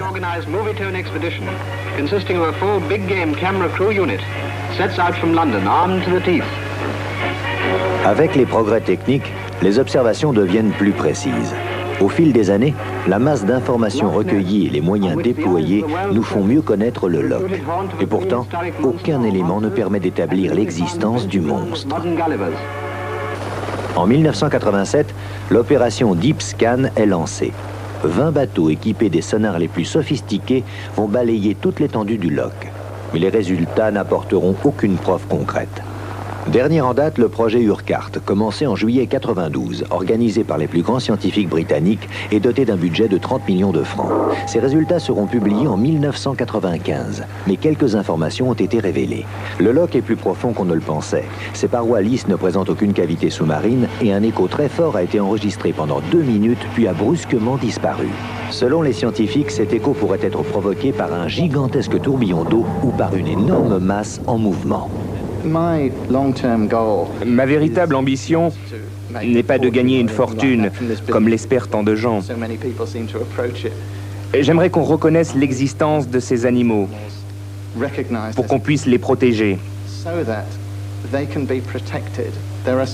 Il y a tant de menaces sur le Loch qui viennent de la pollution, de l'élevage des poissons et des nombreuses croisières. Et je crains qu'un jour, quelque chose ne leur arrive si on ne reconnaît pas qu'ils existent et qu'ils méritent notre respect et notre protection. Je me sens honoré d'avoir vu le monstre du Loch Ness. Il y a beaucoup de gens qui ont observé en vain le Loch pendant des années pour le voir. Yann garde un souvenir ému de ce qu'il a vu ce jour-là. Mais son ami Billy, lui, se rappelle surtout sa peur. Je ne suis plus jamais retourné en bateau sur le Loch. Je fais de la pêche à la ligne, je chasse, mais je ne suis pas retourné sur le Loch depuis ce jour-là. Lorsque tous les résultats des recherches seront enfin connus, le mystère du monstre du Loch Ness sera-t-il résolu? Ce monstre que des milliers de témoins affirment avoir aperçu depuis le Moyen-Âge. Alors avec nous, Jean Berton, professeur d'anglais, mais également auteur, qui s'est passionné pour le Loch Ness, Bernard Reuvelmans, cryptozoologue, et puis, et je le remercie beaucoup de nous avoir rejoints, Anthony Preston, qui nous arrive d'Angleterre. Anthony Preston, qui a participé au projet Urquhart, cette expédition, l'été dernier. Vous en étiez même, en quelque sorte, le patron. C'est bien cela, parce que vous étiez le project manager, comme on dit en anglais. Alors, Bernard Reuvelmans, vous avez procédé à partir des témoignages et vous avez extrapolé de ces témoignages en les recoupant la forme que pourrait avoir cette bête ou ces animaux, car il y a de fortes chances pour que s'il y en a, il soit plusieurs. Je dirais quand même, Bernard Reuvelmans, au risque de froisser votre sens scientifique, que vous êtes parti d'un préjugé très favorable. Oui, bien sûr. Et vous avez construit sur ce préjugé favorable. Mais je ne me suis pas seulement contenté d'étudier le Loch Ness. Le Loch Ness est un des innombrables lochs et lacs dans le monde où il y a ce même phénomène. Les médias parlent toujours du monstre du Loch Ness, mais il y en a comme ça dans des centaines de lochs. Alors, si ces animaux existent, ils existent depuis des siècles et des siècles. Apparemment, ce seraient des mammifères. Il faut donc qu'ils montent à la surface pour respirer. Oui. On a quand même, c'est vrai, malgré la multiplicité des témoignages, Jean Berton, et Dieu sait si vous les avez tous examinés, on a quand même du mal à se dire qu'il n'y ait pas eu plus de gens pour le voir, parce que finalement, 1000, 4000 témoignages, c'est rien, il devrait y en avoir des dizaines de milliers. C'est un animal qui doit monter respirer. Jean Berton. Le problème, c'est qu'il faut être là au bon moment, quand, Nessie arrive à la surface, et il faut regarder dans la bonne direction. Disons que si Nessie apparaît, ou un monstre apparaît à quelques mètres du témoin, on ne peut pas le manquer. Ouais. Mais si l'animal remonte à la surface à 300 mètres, 500 mètres, si la visibilité n'est pas extraordinaire, elle est donc là-bas. Ouais.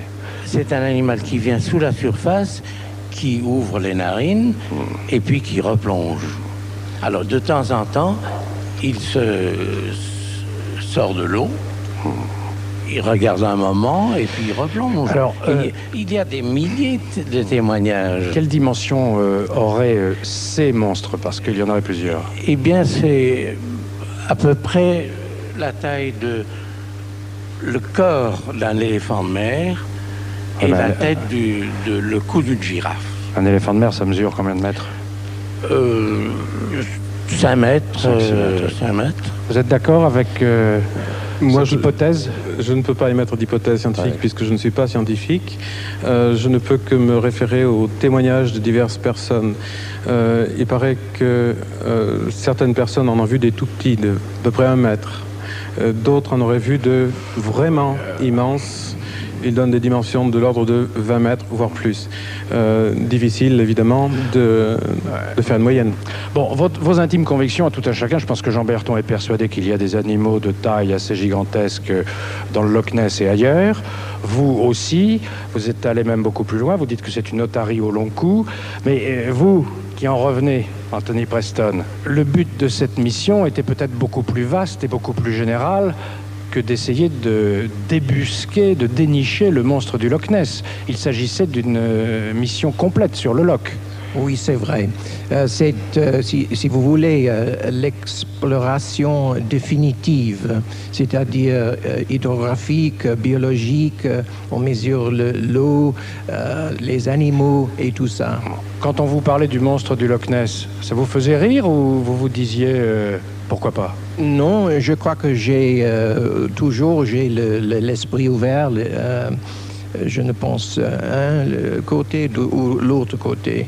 C'est difficile de dire parce que j'étais là quand on a vu le sonar, l'écho, et c'était quelque chose d'inexplicable. J'ai aussi vu des interviews avec des gens qui ont le vu.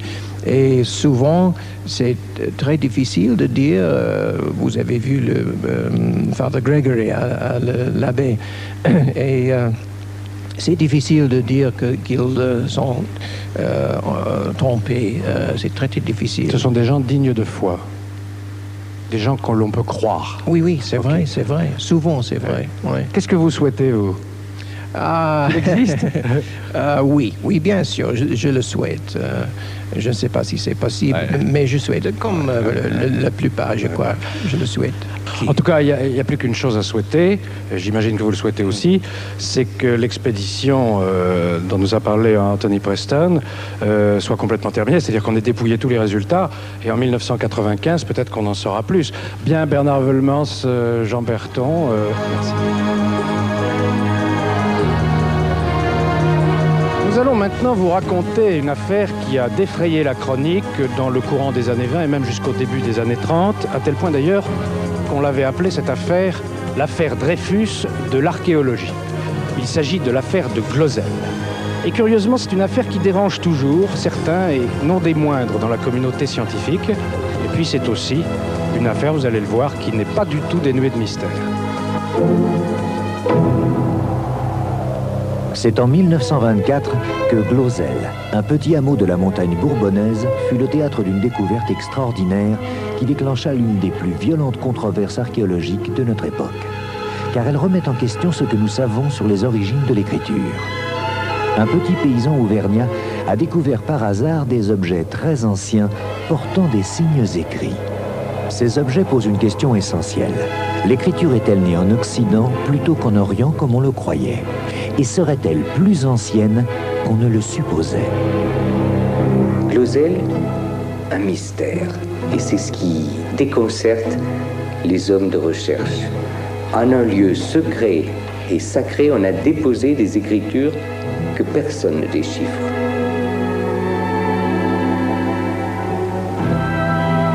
Et ce secret nous parvient fortuitement grâce à Émile Fradin, et nous ne savons pas les lire. Je m'en souviens comme si c'était aujourd'hui. J'avais 17 ans, c'était en 1924. Nous sommes descendus avec mon grand-père pour défricher un morceau de terrain. Et c'est moi qui tenais les bras de la charrue.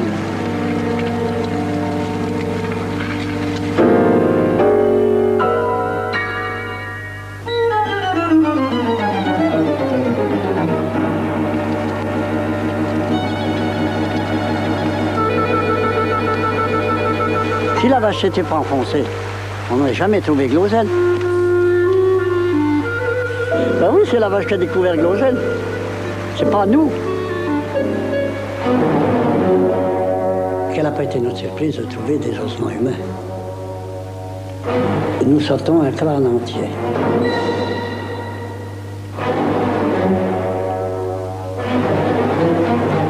Ma grand-mère criait comme une folle quand j'ai rentré ce crâne à la maison. Vous déterrez les morts, fous-moi le crâne là. Parce que ma grand-mère était très croyante. J'avais 17 ans, j'avais jamais entendu parler ni d'archéologie ni rien. Les premières fouilles, on les a faites avec des pelles et des pioches, nous. On croyait avoir trouvé un trésor quand on a vu que c'était un tombeau. Mais on a quand même réussi à sortir 2 vases entiers. Et on les a cassés. On a dit là-dedans, il y a des bijoux, de l'argent. Ce qui nous intéressait, nous, c'était l'argent. Parce que, il faut vous dire qu'en 1924, on n'en avait pas beaucoup. Mais pensez-vous, de l'argent, il y avait de la terre dedans. Alors ça nous a un peu déçus. On a bouché les trous et on a semé de l'avoine dans le champ. Antonin Morlet, un médecin de Vichy passionné.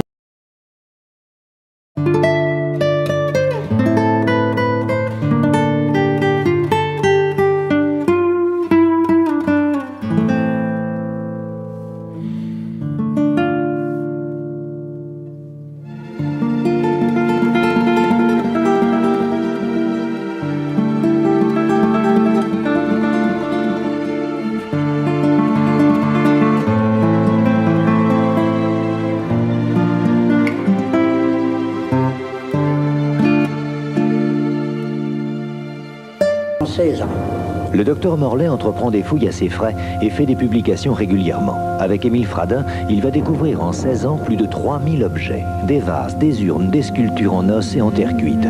Et surtout, des tablettes portant des signes étranges qui ressemblent à des lettres. Le véritable mystère de Glosel, c'est l'écriture. Des signes qui nous parviennent que des hommes, jadis, ont pris une peine infinie à déposer, à confier à la terre, et il fallait que vienne Émile Fradin. Il est vraiment le gardien du temple. Ces objets-là, cette collection-là, cette partie de vitrine-là, c'est les objets qui étaient chez le docteur Morlet. Nous avons construit une pièce spéciale pour le musée, c'est le docteur Morlet qui nous a donné l'idée. Il fouillait, il trouvait des objets, et on n'avait rien pour les exposer. Il m'avait même donné des vitrines anciennes, bien sûr, en bois, où on mettait les premières choses. Le petit hameau de Glosel est à quelques kilomètres de Vichy, et on commence à parler des découvertes du jeune Fradin. Intrigués, les curistes viennent, et les Fradins eurent même un jour un visiteur de choix. Émile, ce soir, vous avez la visite du roi de Roumanie. Alors, comment on va faire pour recevoir le roi de Roumanie ?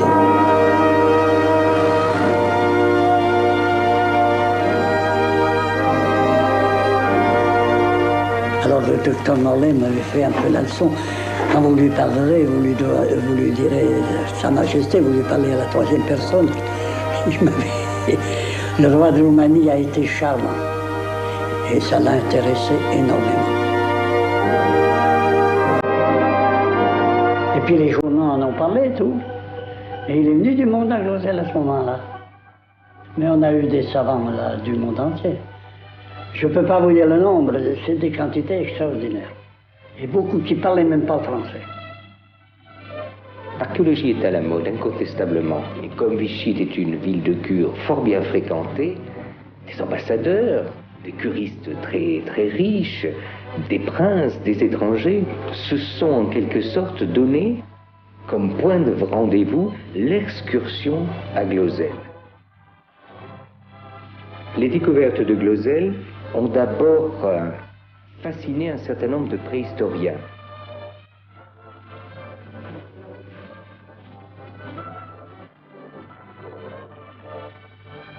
Les découvertes de Glosel remettent en question la théorie sur l'origine de l'écriture en Orient.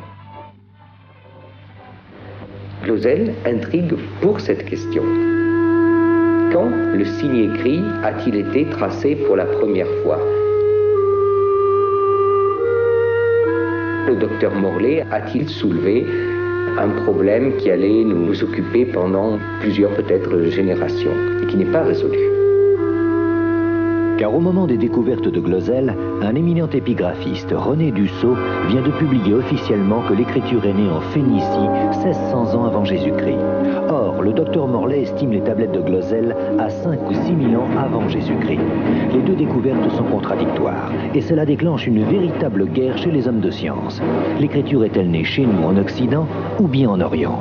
L'affaire prend de telles proportions qu'on la surnomme très vite l'affaire Dreyfus de l'archéologie. Et la France se divise entre gloséliens et anti-gloséliens.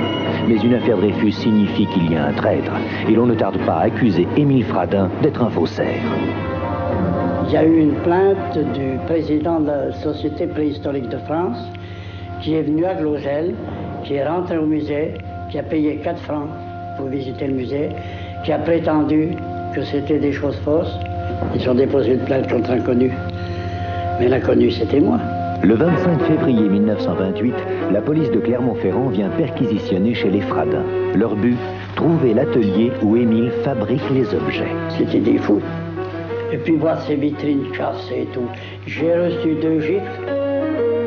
Je ne recevrai jamais les pareils. Ils ont emporté au moins 200 objets. Pour les faire examiner, pour les faire dater. Il n'y avait pas de moyen de datation maintenant, je ne sais pas comment ça s'est passé. Ces objets sont-ils authentiques, comme le pensent certains scientifiques, ou est-il possible qu'Émile Fradin, un jeune paysan auvergnat, les ait fabriqués de toutes pièces? Aujourd'hui encore, les avis sont partagés. Il est totalement impossible que Émile Fradin soit un faussaire. La cohérence des symboles est telle, la charge très particulière du dessin, du trait, de la signification et d'une telle profondeur, il est totalement exclu que le jeune Émile Fradin, paysan de la montagne bourbonnaise, puisse imaginer cette collection. Il est même surpris par ce qu'il trouve. Pourtant, de grands archéologues contestent Glosel. Ces signes prétendus alphabétiformes, je n'y crois pas. Imaginez qu'il y a 15-20 000 ans, des hommes de Glosel aient pu posséder un alphabet. C'est un peu comme si nous imaginions que les Gaulois possédaient la télévision. C'est aussi incongru.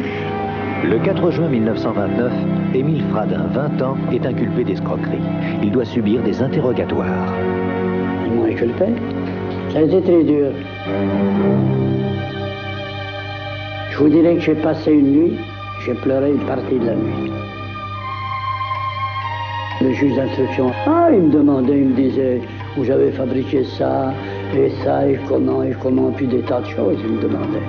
Moi, je disais ceci au juge, j'ai trouvé ça. Je ne suis pas un savant, mais ce que je peux vous dire, c'est pas moi qui ai fabriqué ça. Et je vous dis, j'ai compté les heures, 63 heures d'interrogatoire. Avouez, avant d'avouer, j'ai ma conscience tranquille. J'ai la conscience pour moi et il n'y a rien à faire. Glosel est ancien.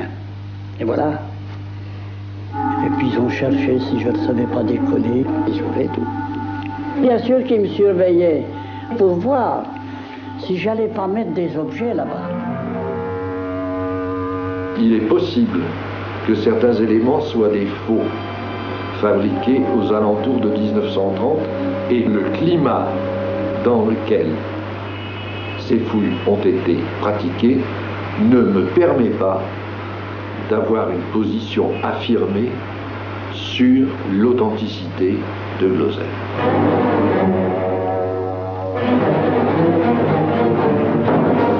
L'inculpation a fini par un non-lieu. Le non-lieu est délivré 2 ans plus tard. Émile va-t-il pouvoir savourer sa victoire? Et puis alors, il y a eu la guerre, qui a carrément étouffé Glosel.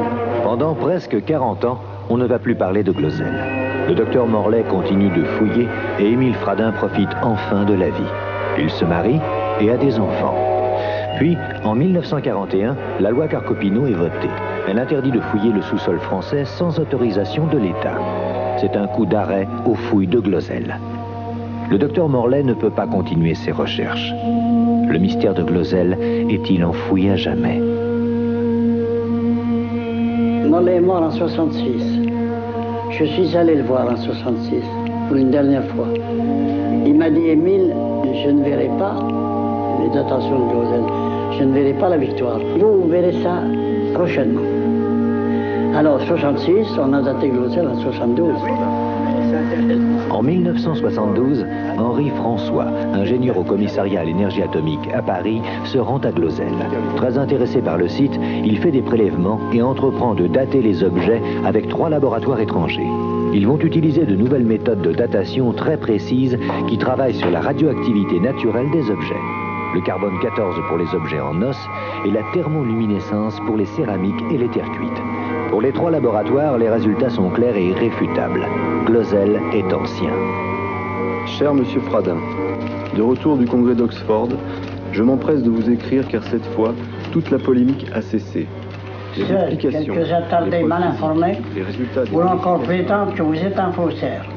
Les regroupements des mesures faites indépendamment dans chaque laboratoire sont parfaits et indiscutables. Les résultats des physiciens sont les suivants. Les ossements ont de 15 à 20 000 ans, les céramiques ont 5 000 ans et les tablettes écrites ont 2500 ans. La lumière est enfin faite sur l'authenticité du site. Mais le mystère persiste, car on trouve des signes écrits sur des ossements de plus de 15 000 ans. Le mystère de Glosel, c'est la présence de signes d'écriture sur des ossements qui auraient pour date moins 17 000 ans. À la suite des datations, l'État reconnaît l'existence de Glosel tout en restant très prudent. Mais la communauté scientifique continue de douter. En 1983, de nouvelles fouilles sont entreprises. Étrangement, elles ne sont pas faites au même endroit, mais à plusieurs kilomètres de là. Et depuis 10 ans, aucun résultat n'est encore publié. S'ils ne publient pas, c'est que probablement il y a des résultats qui les ennuient. Alors pourquoi? On a peur de quoi? On a peur de contrarier quelques vieux professeurs. On a peur de démolir les théories en cours. Mais écoutez, est-ce que les théories scientifiques sont des monuments religieux? Qu'y a-t-il donc à Glosel finalement qui soit responsable de cette levée de bouclier? Faisons donc des fouilles méthodiques et raisonnées à l'endroit où Fradin les fit. Appelons ça la guerre, oui. C'était pas une guerre. Quand on voit une bande de pantins, tous qui voulaient se fouler là-dedans, qui voulaient acheter à n'importe quel prix, je trouvais des sommes fabuleuses de ça, moi, des Américains. Et à un moment donné, ma femme, ma soeur, là, me disait, mais t'es complètement cinglé. T'as eu des histoires avec ça, tu devrais vendre ça très tranquille. Mais ça se vendra pas. Et ça se donnera pas. La terre de Glosel garde malgré elle son secret. Pourquoi la seule évocation du site dérange-t-elle encore autant les scientifiques? Émile Fradin a reçu en 1990 les palmes académiques, mais certains affirment toujours que les objets ne sont pas authentiques. Aurons-nous un jour la réponse à ce mystère?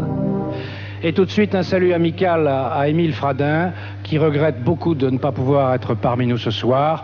Il a pris froid et il n'a pas pu se déplacer. Il faut s'imaginer pour cet homme, quand on voit le combat de toute une vie qui a été pour lui Glosel, l'émotion qu'a pu être ce film, cette reconstitution, puisque vous l'avez vu, il a participé au tournage avec beaucoup de bonne volonté. On lui souhaite tous un prompt rétablissement. Puis je voudrais remercier aussi M. Henri Delporte d'être parmi nous. M. Henri Delporte était conservateur en chef du musée de Saint-Germain-en-Laye, un musée qui fait une large part à l'archéologie préhistorique, et il exerce toujours à l'heure actuelle, puisque vous êtes, M. Henri Delporte, inspecteur général des antiquités nationales, c'est cela? Honoraire, c'est-à-dire retraité. Bien, nous allons parler de Glosel avec vous, car on a déjà vu dans le film que vous aviez beaucoup de choses à dire.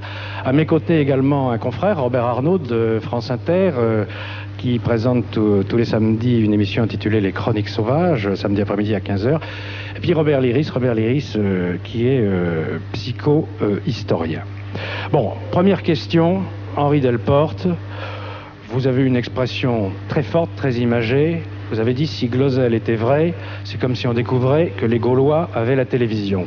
La métaphore est belle, mais est-ce que vous pouvez nous l'expliciter davantage? À l'époque, Émile Fradin, 16 ans, si je me souviens bien. Petit paysan, ignorant probablement même qu'il existe des temps préhistoriques, trouve des objets. Et je fais toujours la distinction entre ce que je sais et ce que je pense. Je ne pense pas qu'Émile Fradin ait pu fabriquer ces objets. Seulement, est arrivé à Glozell le docteur Morlet. Docteur Morlet qui... Sans lequel Glozell n'aurait pas existé, oui. Nous sommes d'accord. Docteur Morlet qui avait été reçu premier au concours de l'internat et qui était un éminent docteur, mais qui n'avait avec l'archéologie que des rapports assez évanescents, disons. Et puis, la proximité de Vichy, que notre collègue rappelait tout à l'heure, a amené beaucoup de monde, c'est-à-dire la plus grande pagaille. Oui, je vous vois venir. C'est-à-dire qu'on ne sait même pas s'il y avait une stratigraphie, c'est-à-dire une succession de couches. On ne sait même pas si tel objet était à côté de tel autre, si tel objet était au-dessus ou en dessous de tel autre. Pourquoi, comme le demande Rémi Chauvin dans le film qu'on vient de voir, pourquoi est-ce qu'on n'a pas procédé à des fouilles systématiques depuis des dizaines et des dizaines d'années sur le site? Je dirais que ça dérange les gens. De ma faute. Et la communauté scientifique. De votre faute? Oui. C'était à vous de les autoriser, ces fouilles? J'étais directeur des antiquités préhistoriques d'Auvergne, et M. Malraux, qui était à l'époque ministre de la Culture, a souhaité, sollicité par des hommes politiques auvergnats, a souhaité que des fouilles soient reprises à Glozell. J'ai répondu, que les passions étaient encore beaucoup trop vives pour que l'on accepte le danger de reprendre des fouilles à Glozell. Il eût fallu mobiliser un régiment de chasseurs alpins pour protéger le chantier. Mais aussi, j'ai répondu au ministère que les objets conservés par Émile Fradin étaient suffisamment nombreux et suffisamment significatifs pour que, compte tenu des moyens d'analyse que nous avons aujourd'hui et qu'Émile Fradin n'avait pas, il faudrait d'abord commencer par faire des analyses sur ces objets. Mais c'est une information formidable que vous nous donnez là. Mais je pense qu'on va mettre tout le monde d'accord alors. Les gloselliens convaincus que vous êtes... Mais il n'y a pas de gloselliens et d'anti-gloselliens. Il y a des honnêtes gens. Il n'y a pas de gloselliens convaincus. Il n'y a que d'un côté la science officielle et de l'autre... Mais oui, excusez-moi, monsieur. Et de l'autre, des gens qui, comme vous l'avez écrit d'ailleurs, monsieur, dans une préface de méthode de datation par la thermoluminescence, sont des gens de bon sens et qui veulent absolument savoir la vérité. Personnellement, j'ai fait la connaissance de Glozell il y a près de 40 ans et j'ai eu la chance de connaître tous les protagonistes de l'histoire, y compris M. Morlet et le chanoine Cotte. J'ai reçu effectivement cette affaire en plein cœur. Je ne suis pas préhistorien, je n'avais pas à juger, je dis simplement que depuis 1959, je ne cesse de demander aux chercheurs officiels de dire la vérité là-dessus. Il y a eu, depuis 70 ans maintenant, une sorte, disons-le, excusez-moi monsieur Delporte si je vous choque, mais une sorte de conjuration du silence. Il ne fallait pas en parler. Il ne fallait plus en parler. Pourquoi?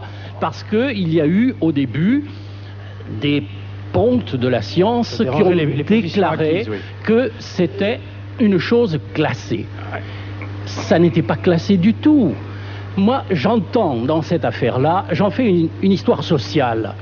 Ça m'est égal que Glozell soit du Magdalénien, ça m'est égal que Glozell ait 12 000 ans ou 700 ans, ça m'est égal, monsieur Delporte.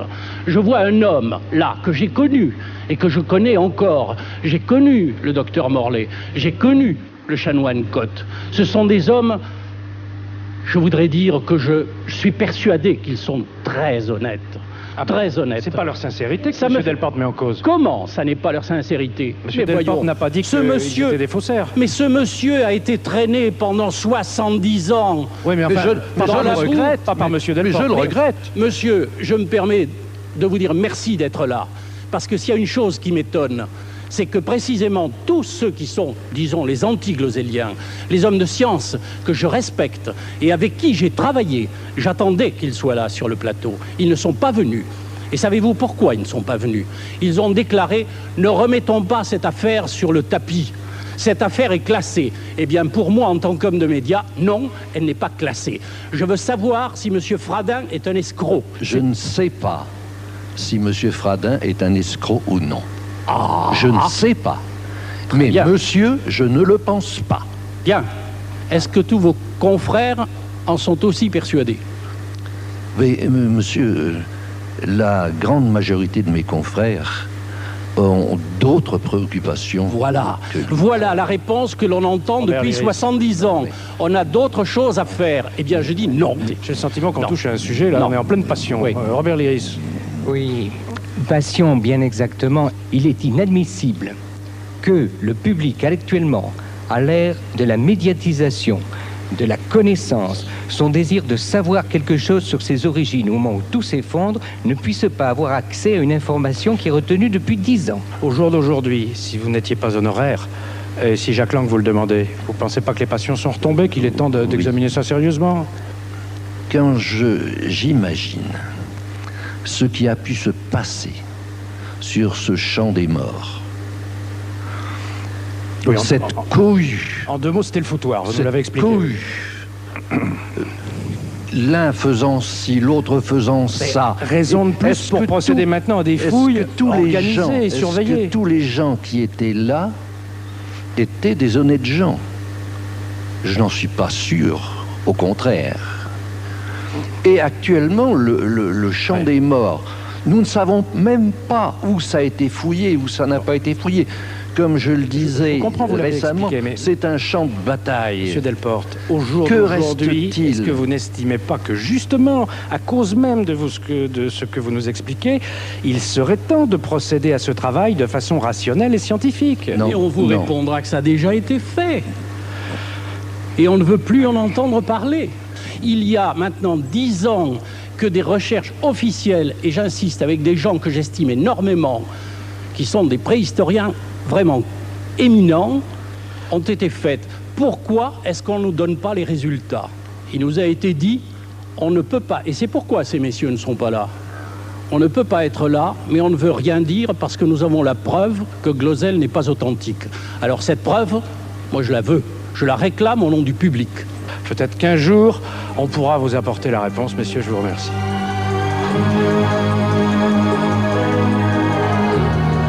Restez avec nous. Mystère n'est pas terminé. J'ai encore une histoire à vous présenter, mais auparavant, 2 informations pratiques. D'abord, si vous désirez assister à l'émission, vous faites 3615, code TF1, c'est ce qui est en train d'apparaître sur votre écran de télévision. Puis d'autre part, si vous avez des histoires extraordinaires à nous communiquer, soit que vous les ayez vécues, soit que des proches à vous aient eu à en connaître, pareil, pas 3615 code TF1, c'est ce qui apparaît sur votre écran de télévision, boîte postale 2008, 92 518 Boulogne-Cedex. Voilà, avant de nous séparer, une dernière histoire extraordinaire, une histoire de fantôme, ça fait jamais de mal avant de se coucher. Et cette histoire de fantôme, c'est celle du fantôme de la belle Lucie. Elle se passe chez nous, en France, à Vos, dans l'Allier. Au cœur de l'Auvergne, dominant de ses hautes tours la plaine de l'Allier, se dresse depuis 8 siècles le château de Vos. Un château de légende où il se passe des choses étranges. On raconte qu'au XVIe siècle, le châtelain tomba éperdument amoureux d'une très belle jeune fille nommée Lucie. Pendant qu'il était parti guerroyer, son épouse, pour se venger, la fit assassiner dans la tour carrée. On raconte aussi que depuis, Lucie revient toutes les nuits au château. Aujourd'hui, le baron Ephraim Tagori de la Tour vit seul au château. Ses insomnies le poussent souvent à arpenter les couloirs à une heure avancée de la nuit. Mais il n'erre pas sans but. Où va-t-il? Je dors mal. C'est vrai que je dorme très très mal. Donc je me promène. Mais ce château, dans la nuit, vive. On attend beaucoup de choses, des armures, des chuchotements, beaucoup de choses. C'est très vivant et très intéressant. C'est là, dans la salle des pendus et dans le chemin de ronde, que chaque nuit, le baron a un rendez-vous. Un rendez-vous mystérieux qu'il ne manquerait pour rien au monde.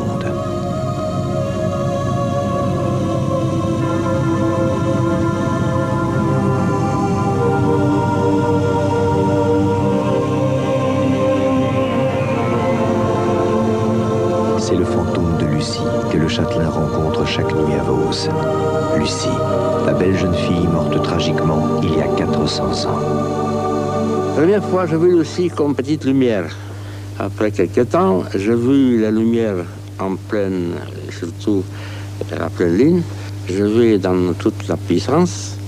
Et je vu aussi dans cette lumière l'ombre que font une silhouette d'une personne humaine. Le baron n'est pas le seul à avoir vu le fantôme. Une jeune étudiante, Florence, travaille au château. C'est elle qui fait visiter le domaine. C'est au cours d'une visite de nuit que Florence, elle aussi, a vu l'apparition. J'ai toujours l'impression d'être surveillée ici. J'ai déjà vu Lucie, hein. J'ai vu un ectoplasme, une forme lumineuse qui bougeait, qui s'avançait vers nous, puis qui disparaissait et qui réapparaissait quelques secondes après. Avec à l'intérieur une sorte de silhouette de femme, c'est assez vague quand même. Et c'est très impressionnant.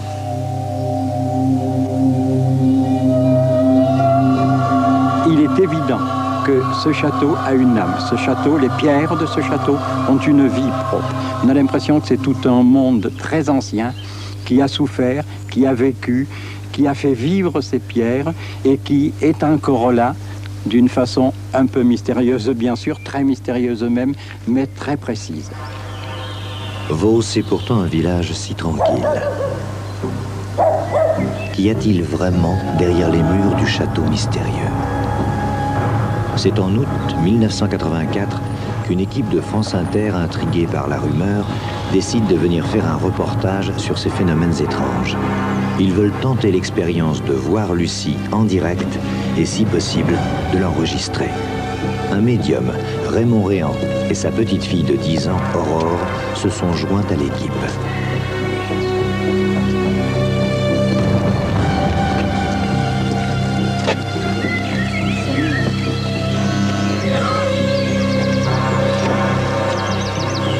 Monsieur le baron Tagori Latour. C'est moi-même. Yves Casga, France Inter. Bienvenue. C'est vrai que j'ai du mal à croire aux fantômes, donc c'est vrai qu'on n'était pas très enclin à croire qu'on allait voir des ombres. Mais c'est vrai aussi que le baron avait une façon de le raconter qui était telle que ça aurait été déraisonnable de ne pas passer une nuit à rester dans le château. Le groupe est immédiatement saisi par l'atmosphère du château. Et tandis qu'il traverse la cour d'honneur pour commencer la visite, Aurore, elle, a l'impression étrange d'être observée du haut des tours.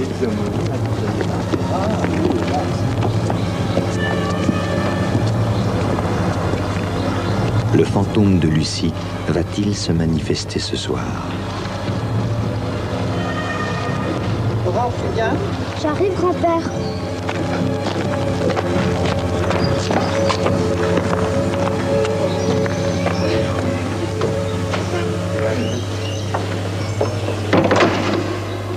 Pendant toute la journée, les deux ingénieurs du son mettent tout en place pour détecter la moindre trace de subterfuge. Test micro 6, tu m'entends? 1, 2, 1, 2. Ok, c'est bon, passe au suivant.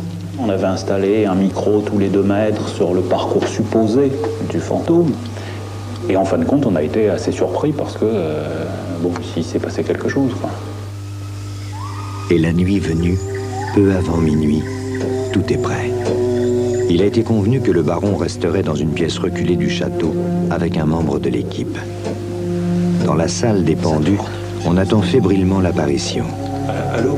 L'un des deux ingénieurs du son se trouve sur place Et pour plus de sécurité, le deuxième technicien a installé le matériel dans une autre pièce qui sert de régie.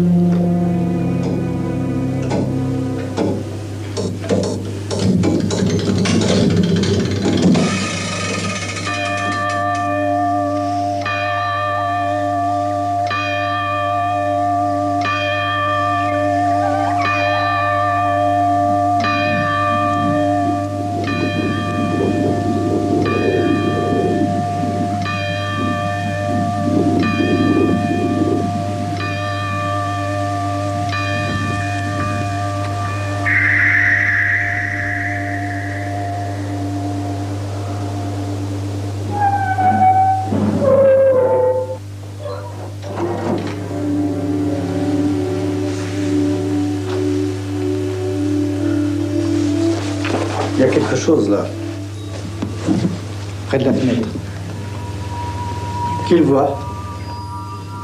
Moi, je la vois. Ça grandit. Mais où? Quelle fenêtre? Là, près de la fenêtre, là, à droite. Là.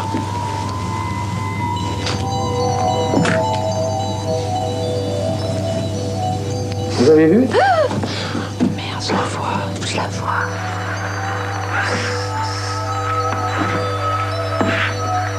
Lucie, viens. Lucie, viens.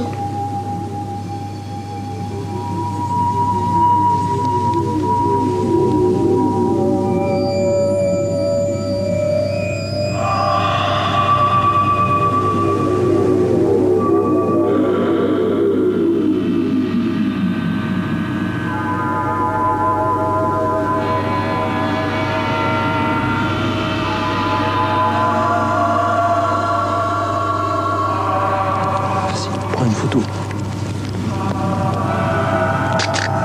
Lucie, viens. Viens, Lucie. Grand-père, t'es à côté de moi, j'ai peur.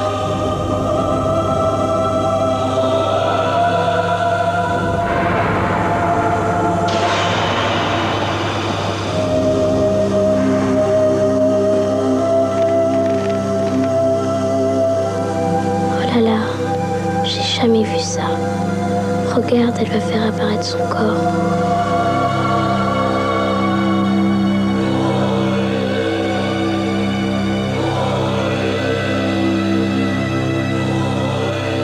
Regardez, se dirige vers le chemin de ronde. Et c'est à ce moment-là, dans le chemin de ronde, où des micros ont été installés tous les 2 mètres, c'est à ce moment précis qu'un bruit très étrange va être enregistré. Écoutez.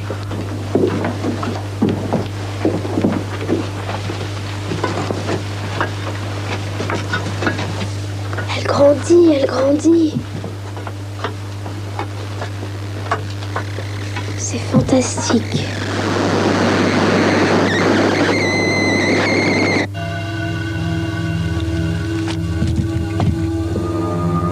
Non, j'ai jamais entendu un bruit comme ça. Surtout dans ces conditions, il était minuit et demi, dans une pièce où on est seul.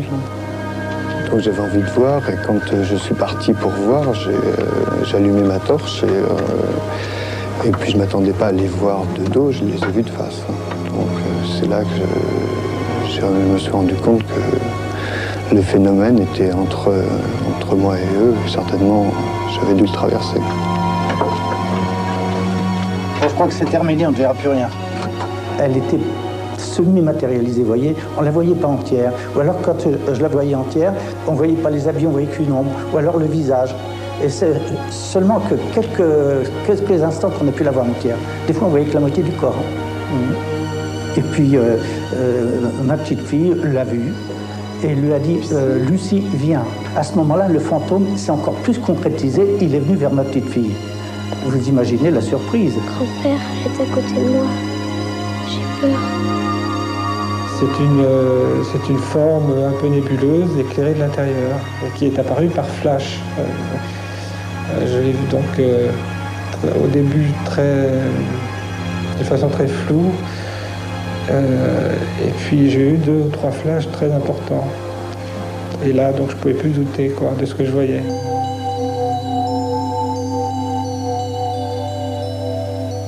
c'est la seule et unique fois où j'ai été témoin de ce phénomène.